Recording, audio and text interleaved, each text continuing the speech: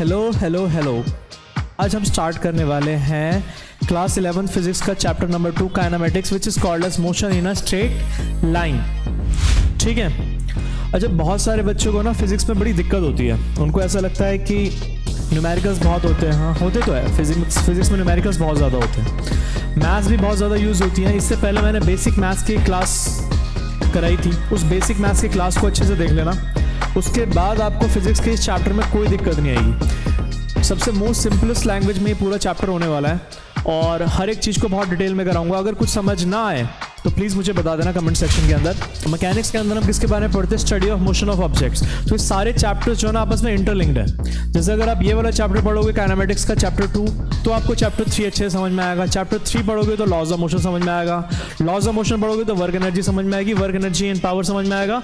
और वो वाला चैप्टर पढ़ोगे तो आपको रोटेशन वाला चैप्टर समझ में आएगा। तो मतलब आपस में सारे चैप्टर्स क्या है, लिंक्ड है। उसमें बहुत सारे क्वेश्चंस होने वाले हैं, देख सकते हैं आप। ये सारी चीज़ें एकदम बहुत सारे क्वेश्चंस होंगे, सारी चीज़ें डिटेल में कंसेप्ट्स बताया जाएगा। बहुत सारे कंसेप्ट्स होंगे, बहुत सारे क्वेश्चंस होंगे, सब कुछ डेरिवेशंस वगैरह सब कराऊंगा इसमें। ठीक है। न्यूमेरिकल्स वगैरह बहुत है और हर एक टाइप के न्यूमेरिकल्स मैं कवर करूंगा इसके अंदर। इस चैप्टर से जो भी पूछे जा सकते हैं आपके एग्जाम्स में, वो सारे न्यूमेरिकल्स मैं यहाँ पर कवर करूँगा। ठीक है। आपको बस अच्छे से समझना है और कुछ समझना है तो पूछना है। टाइप्स ऑफ मोशन ये सब देख सकते हो। Types of motion, 1 dimensional motion होता है, 2 डायमेंशनल मोशन होता है, 3 डायमेंशनल मोशन होता है। 1 डायमेंशन जो हम अभी ये जो करंट चैप्टर हम पढ़ रहे हैं motion in a straight line, वो मोशन इन 1D है। इसमें हम डिस्टेंस डिस्प्लेसमेंट में डिफरेंस पढ़ेंगे, स्पीड और वेलोसिटी में डिफरेंस पढ़ेंगे, एक्सेलरेशन क्या होता है, ग्राफ्स, इन सभी के ग्राफ्स को स्टडी करेंगे। स्टार्ट करते हैं। काइनेमेटिक्स है ना, फिजिक्स का सेकंड चैप्टर तुम्हारा motion in a straight line. पहला चैप्टर कौन सा था? यूनिट्स एंड मेजरमेंट हो गया वो। अभी वाला चैप्टर करते हैं kinematics motion in a straight line. ठीक है। अच्छा, सबसे पहले इसमें अगर हम बेसिक डेफिनेशन देखिए तो मैकेनिक्स, ये मतलब पूरा चैप्टर जो आता है तुम्हारा मैकेनिक्स के अंडर आता है। तो मैकेनिक्स क्या होता है हमारे पास? मैकेनिक्स किसको कहते हैं बताया था मैंने, जिसमें हम किसके बारे में स्टडी करते हैं? स्टडी ऑफ, किसके बारे में स्टडी करते हैं? Study of motion of objects. जब भी कोई ऑब्जेक्ट मोशन में होता है ना, study of motion of objects. जब भी कोई ऑब्जेक्ट क्या होता है, मोशन में होता है, तो मोशन को स्टडी करना, दैट इज कॉल्ड मैकेनिक्स। ठीक है ना। अब इसको फर्दर 3 पार्ट्स में क्लासीफाई कर रखा है। कौन कौन से है देखो, इसको फर्दर 3 पार्ट्स में क्लासीफाई कर रखा है। कौन कौन से? द वन इज कॉल्ड, क्या बताया था मैंने? Statics. The second one is called kinematics और third one is called dynamics. अच्छा, ये विजिबल है? हाँ यार, मोटा करूं। ठीक है। स्टैटिक्स। अब स्टैटिक्स क्या होता है बताओ? जो ऑब्जेक्ट क्या रहता है? रेस्ट पे। और काइनेमेटिक्स और डायनामिक्स क्या होता है अभी बता दो लगे हाथ। काइनेमेटिक्स, स्टैटिक्स क्या होता है हमारे पास? जब ऑब्जेक्ट किस पे रहता है? रेस्ट पे रहता है। ऑब्जेक्ट किस पे रहता है? रेस्ट पे रहता है। तो जब भी तुम्हारा ऑब्जेक्ट किस पे रहता है? रेस्ट पे। अब ऑब्जेक्ट रेस्ट पे, इसका मतलब क्या हुआ? जैसे ये ऑब्जेक्ट रेस्ट पे है तो या तो उसके ऊपर कोई फोर्स ही ना लग रहा हो। ऐसा नहीं होता, हमेशा किसी न किसी ऑब्जेक्ट के ऊपर कोई ना कोई फोर्स लग ही रहा होता है। तो या तो किसी ऑब्जेक्ट, अगर कोई ऑब्जेक्ट रेस्ट पे है तो मैं कह सकता हूं या तो कोई फोर्स ही ना हो, या तो मैं ये कह सकता हूं कि उसके ऊपर फोर्स तो लग रहे होंगे लेकिन नेट फोर्स क्या होगा? 0 होगा। नेट फोर्स क्या होगा? 0। मतलब किसी बॉडी के ऊपर नेट फोर्स क्या है? 0। और अगर किसी बॉडी के ऊपर नेट फोर्स क्या होता है, हमारे पास 0 होता है ना, तो उसको क्या बोलते हैं पता है? ये वर्ड बहुत ज्यादा सुनते रहोगे। उसको कहते हैं कि ऑब्जेक्ट किस में है? इक्विलिब्रियम में है। किस में है? इक्विलिब्रियम में। इक्विलिब्रियम का मतलब यही होता है, नेट फोर्स क्या होता है? 0। ठीक है ना। काइनेमेटिक्स का मतलब क्या होता है? हाँ, इसमें हम क्या करते हैं, इसमें हम मोशन ऑफ ऑब्जेक्ट्स के बारे में, ऑब्जेक्ट इज इन मोशन, तो हम इसमें करते हैं स्टडी ऑफ मोशन ऑफ किसका? ऑब्जेक्ट्स विदाउट क्या? Without taking into account the cause of motion. Cause of motion कि मोशन किस वजह से है, उसके बारे में हम ज्यादा, हमारा ध्यान नहीं रहता। ठीक है। और डायनामिक्स में हम क्या करते हैं, हम इसमें भी study of motion of objects करते हैं। Study of motion of objects taking into account it's cause. समझ में आ रहा है? Taking into account it's cause, किस कारण की वजह, किस कारण से ऑब्जेक्ट मोशन में, वो हम डायनामिक्स में पढ़ते हैं, ठीक है। उसके बाद अगर हम बात करें motion in 1D types of motion की बात करें, तो motion in 1D, one dimension में मोशन होता है, जो हम पढ़ने वाले वो क्या है हमारे पास, मोशन इन 1D या motion in a straight line, है ना। जो अभी इस चैप्टर के अंदर हम पढ़ने वाले वो यही पढ़ने वाले, motion in a straight line, chapter का नाम यही है। तो मोशन इन, इसको 1D कहते हैं। मोशन इन 2D मतलब motion in a plane, motion in a plane, जो अगला चैप्टर आएगा, मोशन इन अ प्लेन, ठीक है। ये चैप्टर 2 इसी के बारे में, और चैप्टर 3 जो है तुम्हारे पास इसके बारे में, चैप्टर 3, ठीक है। फिर मोशन इन 3D आएगा। मोशन इन 3D जैसे क्या होता है हमारे पास, जैसे इसके अंदर हम पढ़ेंगे मोशन इन स्ट्रेट लाइन के अंदर हम पढ़ेंगे किसके बारे में, एक हम पढ़ेंगे, जैसे इसमें हम पढ़ने वाले हैं एग्जाम्पल, इसमें हम पढ़ने वाले हैं फ्री फॉल के बारे में। फ्री फॉल, जब भी कोई ऑब्जेक्ट ऊपर से नीचे की तरफ गिर रहा होता है तो एक स्ट्रेट लाइन में तो गिरेगा, नहीं गिरता सीधा, ऊपर से अगर कोई चीज नीचे गिर रही है तो स्ट्रेट लाइन में तो गिरती है ना। तो वो हम पढ़ेंगे इसके अंदर फ्री फॉल के बारे में, ठीक है। इसमें हम इक्वेशन ऑफ मोशन के बारे में पढ़ेंगे, 3 इक्वेशन ऑफ मोशन जो तुमने 9th क्लास में पढ़ी थी, कौन कौन सी थी, u प्लस ए टी और s is equal to u t plus का हाफ ए टी स्क्वायर और v square minus u square is equal to 2as, ये सब पढ़ा था ना तुमने, वो सब इस चैप्टर के अंदर हम पढ़ेंगे। फ्री फॉल क्या होता है, जब भी कोई ऑब्जेक्ट सिर्फ ग्रेविटी के इन्फ्लुएंस में गिरता है ना, उसको क्या कहते हैं हम, फ्री फॉल। और चैप्टर 3 के अंदर हम पढ़ेंगे मोशन इन अ प्लेन। इसमें एक प्लेन के अंदर 2 डायमेंशन के अंदर एक जो मोशन होता है, बहुत ही फेमस मोशन है, इसको कहते हैं प्रोजेक्टाइल मोशन। क्या कहते हैं, प्रोजेक्टाइल, क्या कहते हैं, प्रोजेक्टाइल मोशन,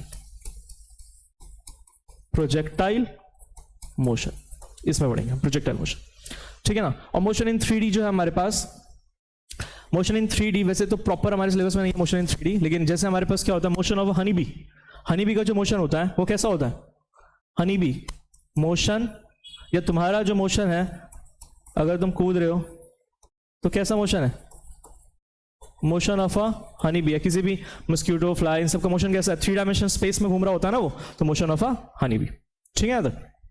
कोई दिक्कत तो नहीं। तो ये सब चीजें हम इसके अंदर पढ़ने वाले हैं। तो बेसिकली हमारा जो टारगेट है वो है ये motion in a straight line, ये वाला। इस चैप्टर के अंदर हम मोशन इन स्ट्रेट लाइन के बारे में पढ़ेंगे, चैप्टर 2 में। मोशन इन 1 डायमेंशन, एक डायमेंशन के अंदर ही मोशन है। ये जो वर्ल्ड जिसमें हम जी रहे हैं वो कितने डायमेंशन की होती है, 3 डायमेंशन, है ना। लेंथ भी होती है इसके पास, विड्थ भी होती है और हाइट भी होती है ना। तो अभी हम यहाँ पढ़ने वाले कि मोशन एक ही स्ट्रेट लाइन में, मतलब सीधी सीधी चल रही है तुम्हारी, ठीक है, कोई दिक्कत तो नहीं। चलो अब यहां पर बात करते हैं कि मोशन क्या होता है। तो कोई ऑब्जेक्ट मोशन में कैसे पता चलेगा भाई, क्या लिखा है यहां पर, व्हेन एन ऑब्जेक्ट चेंजेस, क्या लिखा है डेफिनेशन देखो, when an object changes it's, क्या लिखा है आगे, सही लिखी डेफिनेशन। जैसे फॉर एग्जांपल गोपाल इस टाइम पे तो मोशन में हो कि नहीं, बताया था मैंने, तुम रेस्ट पे हो। व्हेन पोजीशन ऑफ सब्जेक्ट या ऑब्जेक्ट, जो भी यहां पर थोड़ा सा गलत लिखा हुआ है, करेक्ट करना पड़ेगा इसको। When position of object does not change with respect to time, अगर किसी ऑब्जेक्ट की पोजीशन टाइम के रिस्पेक्ट में चेंज नहीं करती, ठीक है ना। तो यहां मैथ्स का थोड़ा सा कंसेप्ट यूज होगा। ये तो डेफिनेशन तुमने 9th क्लास में ही पढ़ी थी कि नहीं, 9th क्लास में पढ़ी थी कि नहीं, मोशन वाले चैप्टर में रेस्ट की डेफिनेशन पढ़ी थी। जब किसी ऑब्जेक्ट का पोजीशन क्या होता है, टाइम के साथ चेंज नहीं करता, तो उसको हम क्या कहते हैं कि ऑब्जेक्ट क्या है, रेस्ट पे। और जब भी किसी ऑब्जेक्ट का पोजीशन क्या टाइम के रिस्पेक्ट में क्या करता है, चेंज करता है, तो हम क्या कहते हैं, मोशन में। अब यहां थोड़ा सा आएगा मैथमेटिकल एंगल, देखो यार, अब जो पोजीशन है ना, अब यहां मैथ्स आएगी इसके अंदर, ठीक है। तो मैथ्स आएगी तो देखो कैसे मैथ्स आएगी, इसको मैं मैथमेटिकली कैसे लिख सकता हूं। फॉर एग्जांपल अगर मेरे पास कोई ऑब्जेक्ट है, इसको मैं अपनी तरफ से लिख देता हूं मोशन, यहां देखो, चलो ठीक है। अगर हम बात करें कि ऑब्जेक्ट रेस्ट पे है, कैसे पता चलेगा, रेस्ट या फिर मोशन। हाँ, तो रेस्ट में कैसे पता चलेगा कि when position of object does not change with time, है ना। अब इसको मैथमेटिकली कैसे बताएंगे। अच्छा, अगर मैं यहां पर 2-4 इक्वेशन लिख दूं तो तुम देख करके बता सकते हो कि ऑब्जेक्ट रेस्ट पे कि मोशन में। जैसे यहां 3-4 एग्जांपल मैं लिख रहा हूं, लो, ठीक है, मैं 3-4 एग्जांपल लिख रहा हूं, बताना मेरे को कि कौन सा ऑब्जेक्ट रेस्ट पे कौन सा मोशन में, ठीक है। जैसे यहां पर एग्जांपल लिख रहा हूं कुछ,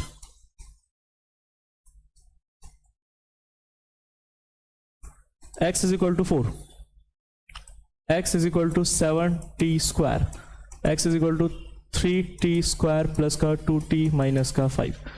ये देख करके बता पा रहे हो कौन सा इक्वेशन, कौन सा ऑब्जेक्ट मोशन में और कौन सा रेस्ट पे।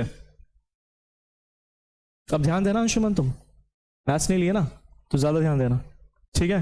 कौन सा ऑब्जेक्ट रेस्ट पे, कौन सा मोशन में। देखो भाई इसका मतलब क्या होता है मैथमेटिकली समझो, when position of object, object की पोजीशन किसके रिस्पेक्ट में चेंज नहीं हो रही, टाइम के रिस्पेक्ट में चेंज नहीं हो रही, नॉट चेंज, है ना, not change with respect to time. तो इसका मतलब क्या हुआ, अगर पोजीशन को मैं एक्स से दिखाऊं तो एक्स क्या है, वो टाइम पे क्या हो रहा है, डिपेंड कर रहा है, यही तो है ना।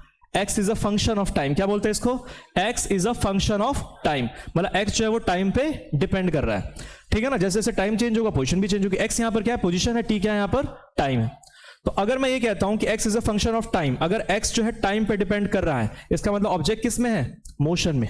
जैसे जैसे टाइम चेंज कर रहा है वैसे वैसे x भी क्या कर रहा है, चेंज कर रहा है। तो जैसे जैसे टाइम चेंज कर रहा है वैसे वैसे x भी क्या कर रहा है, चेंज कर रहा है। तो इसका मतलब ऑब्जेक्ट क्या है तुम्हारा, मोशन में। और अगर मैं ये लिख दूं इनमें से, जैसे अगर तुम देखो ये वाला जो फंक्शन है हमारे पास, ये वाला, ये टाइम पे डिपेंड कर रहा है क्या, टाइम पे डिपेंड नहीं कर रहा, टाइम कुछ भी हो, इसकी एक्स की पोजीशन क्या है, सेम है, फिक्स्ड है 4। तो ये किसको दिखा रहा है, ये दिखा रहा है कि ऑब्जेक्ट किस पे है, रेस्ट पे। ये किस पे दिखा रहा है, ये दिखा रहा है कि ऑब्जेक्ट किस में है भाई, मोशन में। समझ में आया कि नहीं आया, X is a function of time here. इन दोनों ही केस में हमारे पास क्या है, X is a function of time. ये कुछ बच्चे को रीड करना नहीं आता, इसलिए समझ लो इस चीज को। तो अंशुमन तुम्हें ज्यादा दिक्कत होगी, तो तुम्हें भी दिक्कत होगी। X is equal to function of time. Function of time का मतलब होता है किस पे डिपेंड कर रहा है, जो पोजीशन है वो टाइम पे क्या कर रही है, डिपेंड कर रही है। और यहां दिखाई दे रहा है X is independent of time, time पे डिपेंड नहीं कर रहा। तो ये रेस्ट को रिप्रेजेंट कर रहा है, ये मोशन में। ये क्वेश्चन आएंगे तुम्हारे उसमें आते हैं जेई वगैरह में, जिसमें भी तुम एंट्रेंस एग्जाम जो भी दोगे ना उसमें आते हैं, ठीक है। रेस्ट का मतलब समझ में आया। अब मोशन का मतलब क्या होता है, तो लिख दिया मैंने, एग्जाम्पल तो लिख दिया। रेस्ट के बाद क्या आएगा, मोशन। डेफिनेशन मैंने डाली रखी है। तो इसके अंदर तुम क्या देखोगे, इसके अंदर अगर इसको मैथमेटिकली रिप्रेजेंट करना है, इसका मतलब क्या है, X is a function of time. और इसमें क्या आएगा, x is not a function of time, ऊपर वाले में, रेस्ट वाले में। और इसमें क्या आएगा हमारे पास, X is a function of time, time पे डिपेंड कर रहा है। एग्जाम्पल मैंने यहां लिख दी, एग्जाम्पल मैंने यहां पर लिख दिया, ठीक है। समझ में आ रहा है कि नहीं आ रहा, आया कि नहीं आया ये चीज, कोई नहीं बताएगा, ये पहले बता रहा हूं, सीख लो अच्छे से इसको, ठीक है। तो यहाँ पे जैसे जैसे टाइम चेंज कर रहा है वैसे वैसे एक्स चेंज करेगा, टाइम चेंज कर रहा है एक्स चेंज करेगा, टाइम चेंज करेगा एक्स चेंज करेगा, मतलब टाइम के साथ पोजीशन क्या हो रही है, चेंज हो रही है। तो इसका मतलब क्या, ऑब्जेक्ट किस में है, मोशन में, ठीक है। एक्स यहाँ पर क्या होता है, पोजीशन होती है, पोजीशन ऑफ ऑब्जेक्ट, और टी क्या होता है हमारे पास, टाइम होता है, ठीक है। कोई दिक्कत तो नहीं। तो ये एक कंसेप्ट बनता है तुम्हारा किसका, रेस्ट और मोशन का। बोलो क्रिस्टल क्लियर है, रेस्ट और मोशन क्या होता है अच्छे से, हाँ। नेक्स्ट देखो, तो ये मोशन की डेफिनेशन पढ़ लो और रेस्ट की पढ़ लो। When position of object does not change with respect to time, it is said to be at rest. अब यहां पर एक छोटी सी डेफिनेशन में थोड़ा सा वो था कि अगर तुम रेस्ट पे हो या मोशन में हो इस टाइम पे, गोपाल रेस्ट पे हो कि मोशन में हो, ये डिपेंड करता है तुम्हारे फ्रेम ऑफ रेफरेंस पे, ठीक है ना। तुम्हें ऑब्जर्व कौन कर रहा है, फ्रेम ऑफ रेफरेंस को अगर मैं सिंपल लैंग्वेज में बोलूं तो इसको ऑब्जर्वर कहते हैं, ऑब्जर्वर, ऑब्जर्वर। तुम्हें ऑब्जर्व कौन कर रहा है, अगर मैं ऑब्जर्व कर रहा हूं तो तुम रेस्ट पे हो, सही बात है, क्योंकि मैं तुम्हें जब ऑब्जर्व कर रहा हूं तो मैं देख रहा हूं कि तुम टाइम चेंज कर रहे हो, तुम्हारी पोजीशन क्या है, सेम है। लेकिन अगर कोई बंदा चांद से तुम्हें देखे, अर्थ क्या है, घूम रही है, तो उसके साथ तुम भी घूम रहे होंगे, तो तुम्हारी पोजीशन चेंज नहीं हो रही है कि नहीं हो रही। अगर तुम किसी बंदे को अभी गाड़ी में देखो, गाड़ी में बैठा हुआ है, वो बाहर से देखोगे तो रेस्ट मोशन में जा रहा है, लेकिन उसके साथ वाला जो उसके पैसेंजर बैठा होगा उसके लिए तो रेस्ट पे होगा कि नहीं होगा। तो कहने का मतलब तुम्हें ऑब्जर्व कौन कर रहा है उस पर डिपेंड करता है। तो फ्रेम ऑफ रेफरेंस क्या होता है, अगर सिंपल लैंग्वेज में बोलूं तो फ्रेम ऑफ रेफरेंस ऑब्जर्वर होता है, ठीक है। अब इसमें एक और चीज समझ लेना, फ्रेम ऑफ रेफरेंस की अगर मैं बात करूं यहां पर, तो फ्रेम ऑफ रेफरेंस तुम्हारे दो तरह के होते हैं। कितने तरह के होते हैं, दो तरह के होते हैं। अब ये आगे चल करके चीजें आएंगी सामने। एक होता है तुम्हारा inertial frame of reference, inertial frame of reference, F लिख दूं। और एक होता है हमारे पास non inertial frame of reference. अब दोनों में डिफरेंस क्या होता है, inertial frame of reference and non inertial frame of reference पढ़ा अभी तक अंशुमन तुमने, घर पे कुछ पढ़ाई नहीं कर रहे, बिल्कुल नहीं, घर पे कुछ पढ़ाई नहीं करते क्या। देखो अब फ्रेम ऑफ रेफरेंस क्या होता है, फ्रेम ऑफ रेफरेंस का मतलब होता है जो ऑब्जर्वर है ना। अब इनर्शियल फ्रेम ऑफ रेफरेंस का मतलब क्या होता है, हाँ, जो ऑब्जर्वर है मान लेते हैं वो खुद ही क्या कर रहा है, एक्सेलरेट कर रहा है, क्या कर रहा है, एक्सेलरेट कर रहा है। मतलब जब तुम ऑब्जर्व कर रहे हो, जैसे मैं फॉर एग्जांपल तुम्हें ऑब्जर्व कर रहा हूं, और तुम्हें ऑब्जर्व करते करते मैं चल रहा हूं, और चलने के भी दो तरीके होते हैं। चलने का तरीका होता है एक तुम कांस्टेंट स्पीड से चल रहे हो, और एक तुम अपनी स्पीड क्या कर रहे हो, चेंज कर रहे हो। दो तरीके होते हैं चलने के। तो जब तुम रेस्ट पे उस टाइम पे और मैं तुम्हें चलते हुए देख रहा हूं, तो चलने के भी दो तरीके हैं। एक है तुम्हारे पास कौन सा, कांस्टेंट स्पीड से चलते हुए देख रहा हूं, मतलब मेरी स्पीड ऐसे कांस्टेंट है, ऐसे चल रहा हूं। और एक क्या है, मेरी स्पीड चेंज कर रही है है ना, धीरे धीरे धीरे धीरे मैंने अभी फास्ट कर दी स्पीड। तो ऐसा ऑब्जर्वर जिसका एक्सेलरेशन या फ्रेम का रेफरेंस या ऑब्जर्वर का एक्सेलरेशन क्या है, जीरो, क्या है, जीरो, वो एक्सेलरेट नहीं कर रहा, मतलब कांस्टेंट स्पीड से जा रहा है, उसको कहते हैं इनर्शियल फ्रेम ऑफ रेफरेंस। ये तुम्हें बाद में समझ में आएगा, बहुत ही मैजिकल चीज है, ठीक है। और non inertial frame of reference क्या होता है हमारे पास, एक ऐसा फ्रेम ऑफ रेफरेंस जो कि क्या कर रहा है, एक्सेलरेट कर रहा है, मतलब नॉन जीरो के बराबर है, तो उसको क्या कहते हैं हम, non inertial frame of reference, ठीक है, non inertial frame of reference. अब तुम आगे चल करके पढ़ोगे, लॉज ऑफ मोशन पढ़ा है तुमने, F = ma, है ना, third law of second law of motion, equal and opposite, every action is an equal and opposite reaction, है ना, ये सारे पढ़े हैं ना तुमने लॉज ऑफ मोशन, वो आगे फोर्थ चैप्टर में जाकर के पढ़ोगे। तो तुम ये देखोगे जो न्यूटन के जो लॉज है ना, वो नॉन इनर्शियल फ्रेम के अंदर है ना वैलिड नहीं होते, नॉन इनर्शियल फ्रेम के अंदर वैलिड नहीं होते। फॉर एग्जाम्पल अभी उस टाइम पे बताऊंगा, non inertial frame of reference के अंदर वो वैलिड नहीं होते। जैसे फॉर एग्जाम्पल, छोटा सा एग्जाम्पल दूं अगर मैं तुम्हारा, जैसे तुम्हारा वेट है कुछ, वैसे थोड़ा अभी एग्जाम्पल रहने दो, अभी बस इतना समझ लो कि ये क्या होता है, इनर्शियल फ्रेम ऑफ रेफरेंस क्या होता है हमारे पास, जो खुद एक्सेलरेट ना कर रहा हो, तो उसको हम क्या कहते हैं, अगर तुम ऑब्जर्वर हो और तुम एक्सेलरेट ना कर रहे हो, किसी चीज को ऑब्जर्व कर रहे हो लेकिन एक्सेलरेट नहीं कर रहे, तो उसको कहते हैं इनर्शियल फ्रेम ऑफ रेफरेंस। और अगर तुम क्या कर रहे हो, एक्सेलरेट कर रहे हो, मतलब तुम्हारा एक्सेलरेशन नॉन जीरो है, तो उसको हम क्या कहते हैं, non inertial frame of reference. कोई दिक्कत यहां तक, ठीक है। तो हाँ, इसमें एक छोटी सी तो ये है तुम्हारा when an object changes position with respect to time, with respect to यहां आएगा, विद रिस्पेक्ट टू यहां पर आएगा ऑब्जर्वर, क्या आएगा, विद रिस्पेक्ट टू ऑब्जर्वर। समझ में आया कि नहीं?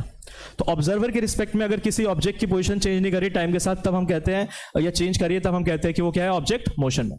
और अगर when position of object does not change with respect to time with respect to observer, observer के रिस्पेक्ट में, तब हम क्या कहेंगे कि ऑब्जेक्ट किसमें है, रेस्ट पे। समझ में आया कि नहीं आया? हाँ, ठीक है। रेस्ट और मोशन क्लियर है, फ्रेम ऑफ रेफरेंस क्लियर है। ये दोनों मोशन है, ये रेस्ट को रिप्रेजेंट कर रहा है, ठीक है। आगे देखो, फिजिकल क्वांटिटीज क्या होती है, पहले फर्स्ट चैप्टर में बता चुका हूं। Physical quantity PQ, physical quantities are the quantities which are measurable, जिस भी चीज को आप मेजर कर सकते हो सारी की सारी क्या होती है, फिजिकल क्वांटिटीज होती है। अब फिजिकल क्वांटिटीज को हमने दो पार्ट्स में डिवाइड कर रखा है, कौन कौन से है, scalar and vector, scalar and vector, scalar and vector. तो स्केलर की डेफिनेशन तो बता ही दोगे फटाफट, तुम बता दो जल्दी। तो फिजिकल क्वांटिटीज क्या होती है, हमारी दो पार्ट्स में डिवाइड कर रखी है हमने, एक होती है हमारे पास स्केलर, या चलो बता ही रखा है, छोड़ो। तो physical quantities are the quantity which are measurable, जो क्या होते हैं तुम्हारे, मेजरेबल होते हैं, ठीक है। समझ में आया यहां तक? ठीक है, ठीक है। आगे नेक्स्ट, अब हम बात करते हैं पाथ लेंथ या डिस्टेंस की। तो डिस्टेंस और डिस्प्लेसमेंट एक साथ ही कर ले तो ज्यादा बेटर रहता है, इसको अलग अलग डाल रखे, चलो कोई नहीं। डिस्टेंस और डिस्प्लेसमेंट, तो डिस्टेंस और डिस्प्लेसमेंट में क्या डिफरेंस होता है, तो ये क्या होता है हमारे पास, एक्चुअल दिख रहा है, जो कलर से दिख रहा होगा बता देना, व्हाइट से ज्यादा अच्छा दिख रहा है, हाँ, actual path covered, actual path covered by an object, है ना, actual path covered by an object irrespective of direction, इसमें डायरेक्शन का कोई रोल नहीं होता, इररिस्पेक्टिव ऑफ डायरेक्शन, डायरेक्शन का कोई रोल नहीं होता। जो एक्चुअल पाथ कवर्ड होती है उसको हम क्या कहते हैं, पाथ लेंथ या फिर डिस्टेंस। आगे क्या होता है, आगे बताऊं, ये क्या होता है, हमारे पास एक स्केलर क्वांटिटी होती है, इसकी कोई डायरेक्शन नहीं होती, कोई दिक्कत तो नहीं, जहां दिक्कत होगी वहीं पूछ लेना भाई, बता दूंगा। इसके बाद यूनिट की बात करें तो क्या होती है इसकी यूनिट, मीटर, ठीक है, क्या होती है, मीटर। डायमेंशन की बात करें तो डायमेंशन क्या होती है इसकी, L, है ना, कोई दिक्कत तो नहीं। तो जो actual path covered by an object respective of direction is called distance, या पाथ लेंथ कहते हैं उसको, कोई दिक्कत तो नहीं। डिस्प्लेसमेंट क्या होता है, तो डिस्प्लेसमेंट होता है हमारे पास, क्या होता है यहां पर डिस्प्लेसमेंट, हाँ, change in position, change in position या शॉर्टेस्ट पाथ कह सकते हो, change in position from initial to, change in position from initial से फाइनल, इनिशियल से फाइनल, इनिशियल से फाइनल में कितना पोजीशन में चेंज आया, दैट इज कॉल्ड डिस्प्लेसमेंट, ठीक है ना, पोजीशन में कितना चेंज, अभी क्वेश्चन पूछूंगा। और इसको एक और डेफिनेशन जो तुमने बचपन में भी पढ़ी है वो भी लिखे देता हूं, shortest path from initial to final, है ना, shortest path from initial to final, एक ही बात है, कोई दिक्कत तो नहीं। चलो, इसके बाद अगर हम बात करें, ये कैसी क्वांटिटी होती है, स्केलर की वेक्टर, ये क्या होती है हमारे पास, वेक्टर क्वांटिटी होती है, तो इसके पास डायरेक्शन भी होती है। आगे अगर हम बात करें तो वेक्टर क्वांटिटी होती है, मतलब इसके पास मैग्नीट्यूड भी है और डायरेक्शन भी है, ठीक है। और दूसरी चीजें मैंने बताया था, मैग्नीट्यूड और वेक्टर डायरेक्शन दोनों है इसके पास, एंड ऑल्सो ये क्या करता है, वेक्टर लॉस को फॉलो करता है, and also follows vector loss. अगले चैप्टर में आएगा तुम्हारा। दूसरी बात है, इसकी भी ऐसा यूनिट की बात करें तो क्या होती है हमारे पास, मीटर होती है, और डायमेंशन की बात करें तो क्या आएगा, इसका भी एल ही आएगा। कोई दिक्कत तो नहीं? सारी चीजें ठीक है, ठीक है, ठीक है। चलो अगला क्या है, चलो ये क्वेश्चन दिया था मैंने। अ व्हील ऑफ रेडियस, क्या हमारे पास एक व्हील है जिसका रेडियस कितना है, आर है, ठीक है। ये घूमी और घूम करके कहाँ गई, एक ग्राउंड पे रखी हुई है मान लेते हैं, एक ग्राउंड है तुम्हारे पास, ठीक है। और ये घूम करके कहाँ गई, कहीं यहां पर आ गई, ठीक है। एक व्हील है जिसका रेडियस कितना है, कैपिटल आर। कितना है, कैपिटल आर। एक व्हील है जिसका रेडियस कितना है, कैपिटल आर, ठीक है। ये घूम करके कहां आ गई,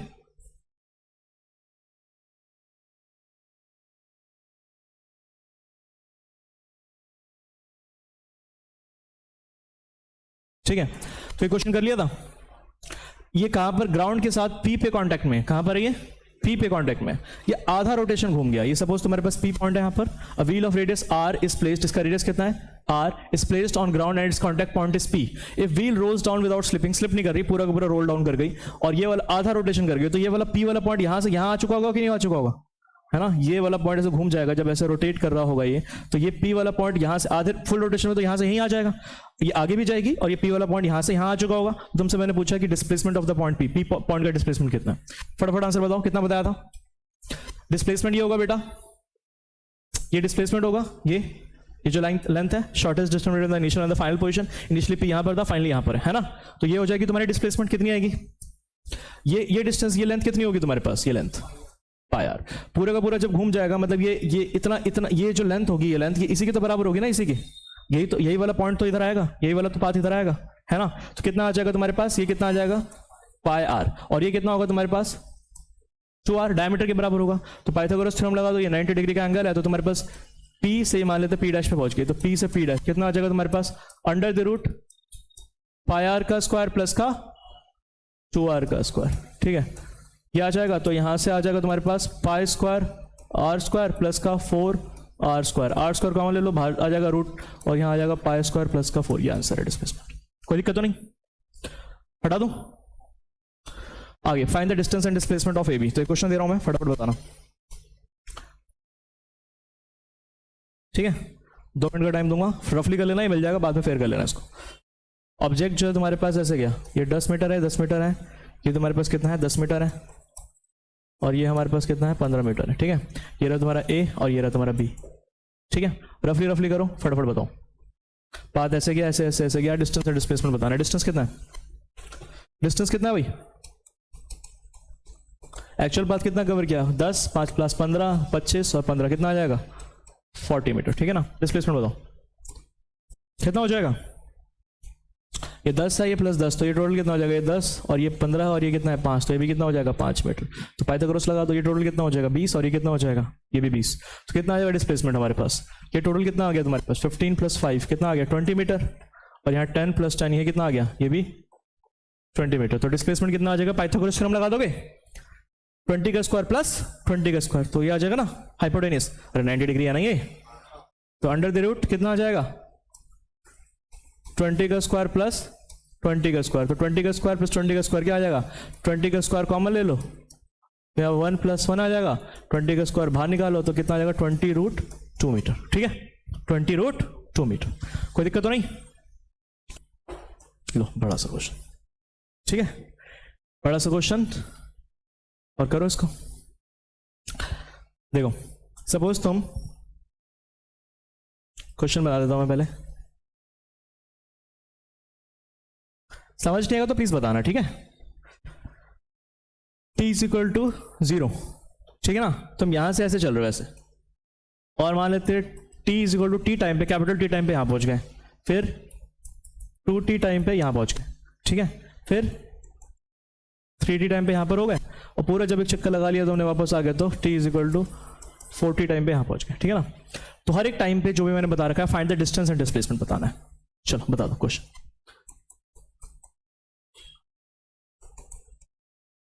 find distance and displacement in full rotation at every quarter ही होता है ना ये। चलो बता दो, लो और इजी कर देता हूं तुम्हारे लिए।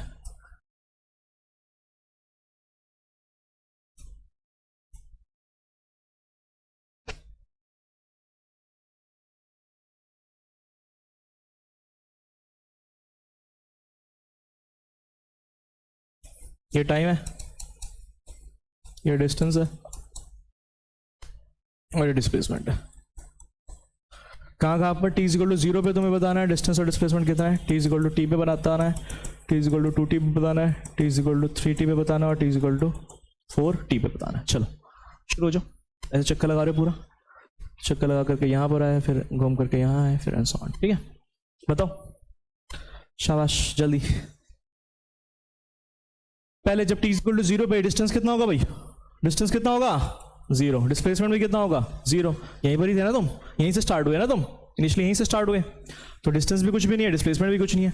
t इक्वल टू t पे डिस्टेंस कितना होगा गोपाल, जल्दी जल्दी आंसर दो। 2 पाई आर का 1/4 पार्ट, नहीं बोलोगे, नहीं बोलोगे, इसका रेडियस मान लेते हैं आर है, ठीक है। तो 2 पाई आर का, अरे ये डिस्टेंस कितना हो जाएगा, ये पूरा क्या होता है 2 पाई आर, तो इसका 1/4 नहीं है, ये डिस्टेंस नहीं हो जाएगा, यही तो पूछ रहा हूं, बता दो यार। तो 2 पाई आर का 1/4 तो कितना आ जाएगा पाई आर बाय 2, है ना। डिस्प्लेसमेंट कितना होगा, तुम थे कहां पर, पहुंचेगा, तो सबसे शॉर्टेस्ट पाथ कौन सा है, ये है ना, तो बता दो यार, ये डिस्प्लेसमेंट हो जाएगा। तो ये r है, ये r है, तो ये कितना आ जाएगा, पाइथागोरस से नहीं आ जाएगा, r² + r², कितना आ जाएगा √2r, कितना आ जाएगा √2r, ठीक है ना। अभी जैसे अभी निकाला हमने 20 का स्क्वायर + 20 का स्क्वायर कितना होता है 20 √2, है ना। तो r² + r² कितना आ जाएगा √r² + r² कितना आ जाएगा √2r, r बाहर आ जाएगा, √2 अंदर बच जाएगा, ठीक है। अब तो हिंट दे दिया, अब तो कर लो। t equal to small t equal to capital 2, इसमें 2t पे कहां पर पहुंचोगे, कोई दिक्कत होगी, फास्ट जा रहा हूं स्लो जा रहा हूं बता देना, ठीक है, समझ में आना चाहिए कहने का मतलब यहां पर। ये क्वेश्चंस बहुत होंगे,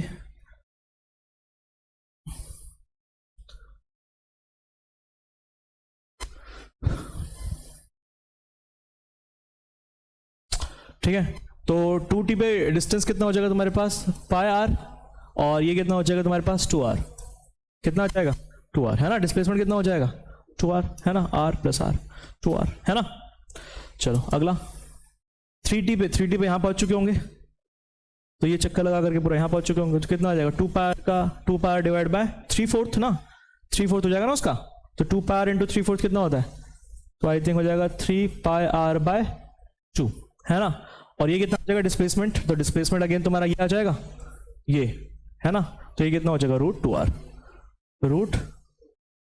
√2r, कोई दिक्कत तो नहीं। और जब पूरा चक्कर लगा लोगे तो डिस्टेंस कितना हो जाएगा बेटा 2 पाई आर, और डिस्प्लेसमेंट कितना हो जाएगा 0, है ना। जब इनिशियल और फाइनल पॉइंट कॉन्साइड करते तो डिस्प्लेसमेंट कितना होता है 0। कोई दिक्कत तो नहीं अंशुमन, पढ़ाई पे ध्यान देना आप, ठीक है, क्लियर है ये चीज, ठीक है, सब मिल जाएगा ये नोट्स के लिए। स्पीड क्या होता है हमारे पास, it is defined as the ratio of actual distance travelled and corresponding time taken by the object. क्या होता है हमारे पास, स्पीड क्या होती है हमारे पास, तो स्पीड होता है distance upon time, distance upon time. तो स्पीड होता है हमारे पास, speed is defined as, speed क्या होता है हमारे पास, speed is defined as distance. एक जब ऐसे करा रहा हूं ना मैं, तो बस एक रफ रजिस्टर लेकर के आ करो, ठीक है, और ऐसे जल्दी फटाफट जो क्वेश्चन देता हूं उसको फटाफट आंसर बताओ, इस सारा मिल जाएगा घर के लिए, आराम से वहां पर बैठ करके करते रहना, इसको उतार लेना, अब नोट्स बना करके लेकर आना है सारा। स्पीड क्या होता है हमारे पास, डिस्टेंस अपॉन में टाइम। ये क्या होती है हमारे पास, स्केलर क्वांटिटी। क्या होती है ये, इसकी कोई डायरेक्शन नहीं होती। यूनिट की बात करें तो ऐसा यूनिट की बात करें तो क्या होगी, ऐसा यूनिट क्या होगी मीटर पर, हाँ बोला करो फटाफट आंसर, ऐसा यूनिट इज मीटर पर सेकेंड। डायमेंशंस की बात करें तो कितनी आ जाएगी, L अब क्या होता है, स्पीड तो आ गया हमारे पास, स्पीड का फॉर्मूला होता है डिस्टेंस अपॉन टाइम। उसके अलावा होता है हमारे पास, ध्यान से समझ लेना, हमारे पास, अच्छा चलो अभी फिलहाल speed is equal to distance upon time, और एक हमारे पास होता है क्या, एवरेज स्पीड। तो एवरेज स्पीड का फॉर्मूला क्या होता है, average speed is equal to क्या होता है, टोटल डिस्टेंस अपॉन, यही फॉर्मूला होता है, ध्यान रखना, टोटल डिस्टेंस अपॉन टोटल। आज तुम्हारी बाइक को भी क्लास है ना, रखी है, कल तो रखी थी तो मैम ने सामने तो बोला था। एवरेज स्पीड का फॉर्मूला क्या होता है, total distance upon total time. क्या हुआ, खा भी क्या हो ना, अच्छा बढ़िया, बाकी बीच में टाइम दूंगा तुम्हें आधे घंटे का। वेलोसिटी क्या होती है हमारे पास, rate of change of displacement. क्या होती है, rate of change of displacement. Displacement किस रेट से चेंज कर रही है, दैट इज कॉल्ड वेलोसिटी, है ना। या फिर इसको ऐसे लिख सकते हैं, वेलोसिटी क्या होती है हमारे पास, डिस्प्लेसमेंट अपॉन टाइम। कोई दिक्कत तो नहीं। उसके बाद अगर हम बात करें तो इसकी ये क्या होती है, एक वेक्टर क्वांटिटी होती है। क्या होती है, वेक्टर क्वांटिटी। यूनिट की बात करें तो यूनिट क्या होती है इसकी भी, मीटर पर सेकेंड। डायमेंशंस की बात करें तो वही होगी LT-1, ठीक है, LT-1। और कुछ समझ में आया तक, ठीक है।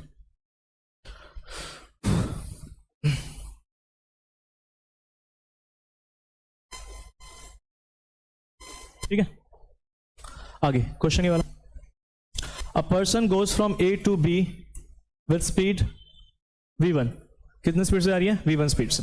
अ person goes from A to B at v1 speed and returns from B to A at v2 speed. Find the average speed and average velocity. फटाफट बताओ।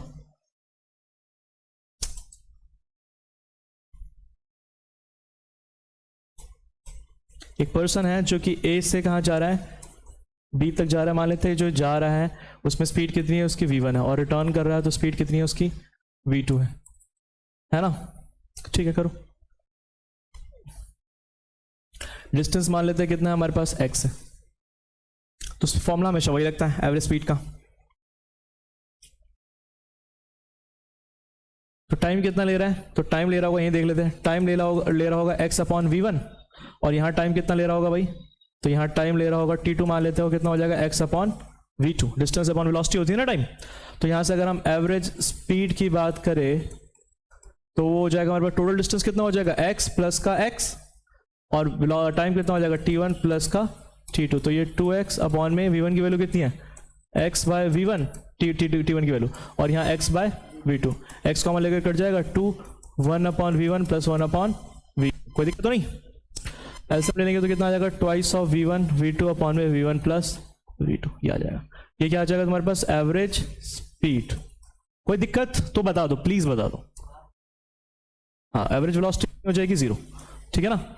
एवरेज वेलोसिटी कितनी हो जाएगी भाई, एवरेज वेलोसिटी 0 की हो जाएगी, या तो अंशुमन बता देगा आराम से। एवरेज वेलोसिटी 0 की हो जाएगी बिकॉज टोटल डिस्प्लेसमेंट कितना है हमारे पास, 0। कोई भी बता देगा यार, ये तो बच्चों वाली चीज है। टोटल डिस्प्लेसमेंट A से गया वापस A पे ही आ गया, तो डिस्प्लेसमेंट कितनी हो जाएगी, 0 अपॉन में टाइम कुछ भी हो तो आंसर कितना आ जाएगा, 0। ठीक है, कोई दिक्कत तो बता देना, ठीक है। तुम्हारा काम है जैसे ही क्वेश्चन देखते हो ना, जैसे ही क्वेश्चन देखते हो फटाफट रफली करना स्टार्ट कर दो, फिर से पहले आंसर निकाल दो, ठीक है। ये हालांकि तुम्हें नोट्स के लिए मिल जाएगा, घर पे आराम से साफ सुथरा बताते रहना, ठीक है, कोई दिक्कत तो नहीं। अगला, a man covers 3 equal distance in speed v1 v2 and v3, find average speed. A man covers 3 equal distance with speed v1 v2 and v3। v1 speed से, v2 स्पीड से, v3 स्पीड से क्या कर रहा है, 3 equal distance cover कर रहा है। A man covers 3 equal distance with speed, मान लेते हैं A से कहां जा रहा है वो, B पे। A से कहां जा रहा है, B पे। 3 इक्वल डिस्टेंस मान लेते हैं यहां पर एक C और यहां पर मान लेते हैं D। तो ये x डिस्टेंस है, ये भी x डिस्टेंस है, ये भी x डिस्टेंस है। इसमें वेलोसिटी कितनी है बेटा, v1, इसमें कितनी है बेटा, v2, और इस पे वेलोसिटी कितनी है, v3 c2। यही कर लो, फिगर में दिखा दो सब, ठीक है। तो टाइम कितना ले रहा होगा यहाँ पर, x बाय v1, यहाँ टाइम कितना ले रहा होगा, x बाय v2, और यहाँ टाइम कितना ले रहा होगा, x by v3। Average speed find करनी है अपने को, तो एवरेज स्पीड का फॉर्मूला होता है टोटल डिस्टेंस। तो टोटल डिस्टेंस हो जाएगा x plus x plus x, और टोटल टाइम हो जाएगा t1 plus t2 plus t3। तो ऊपर आ गया 3x और यहाँ आ जाएगा x by v1 plus x by v2 plus x by v3। x को हमें लेकर कट जाएगा तो 3, यहाँ बच जाएगा 1/v1 plus 1/v2 plus 1/v3। ऐसा होगा तो क्या आएगा, फाइनली जगह नहीं बच रही था, 1/v1 प्लस 1/v2 प्लस का 1/v3। तो क्या आएगा यहाँ पर सॉल्व करके, तो यहाँ आ जाएगा 3v1 v2 v3, एल्सियम ले लेना अच्छे से, तो यहाँ आ जाएगा v2 v3 plus v1 v3 plus v1 v2, ये आंसर आ जाएगा फाइनल। ठीक है, कोई दिक्कत तो नहीं, ठीक है, ये आ गया ना, तो ये आंसर आ जाएगा। ठीक है, next question. Man goes from home to school with speed of 25 kilometre per hour and come back to करो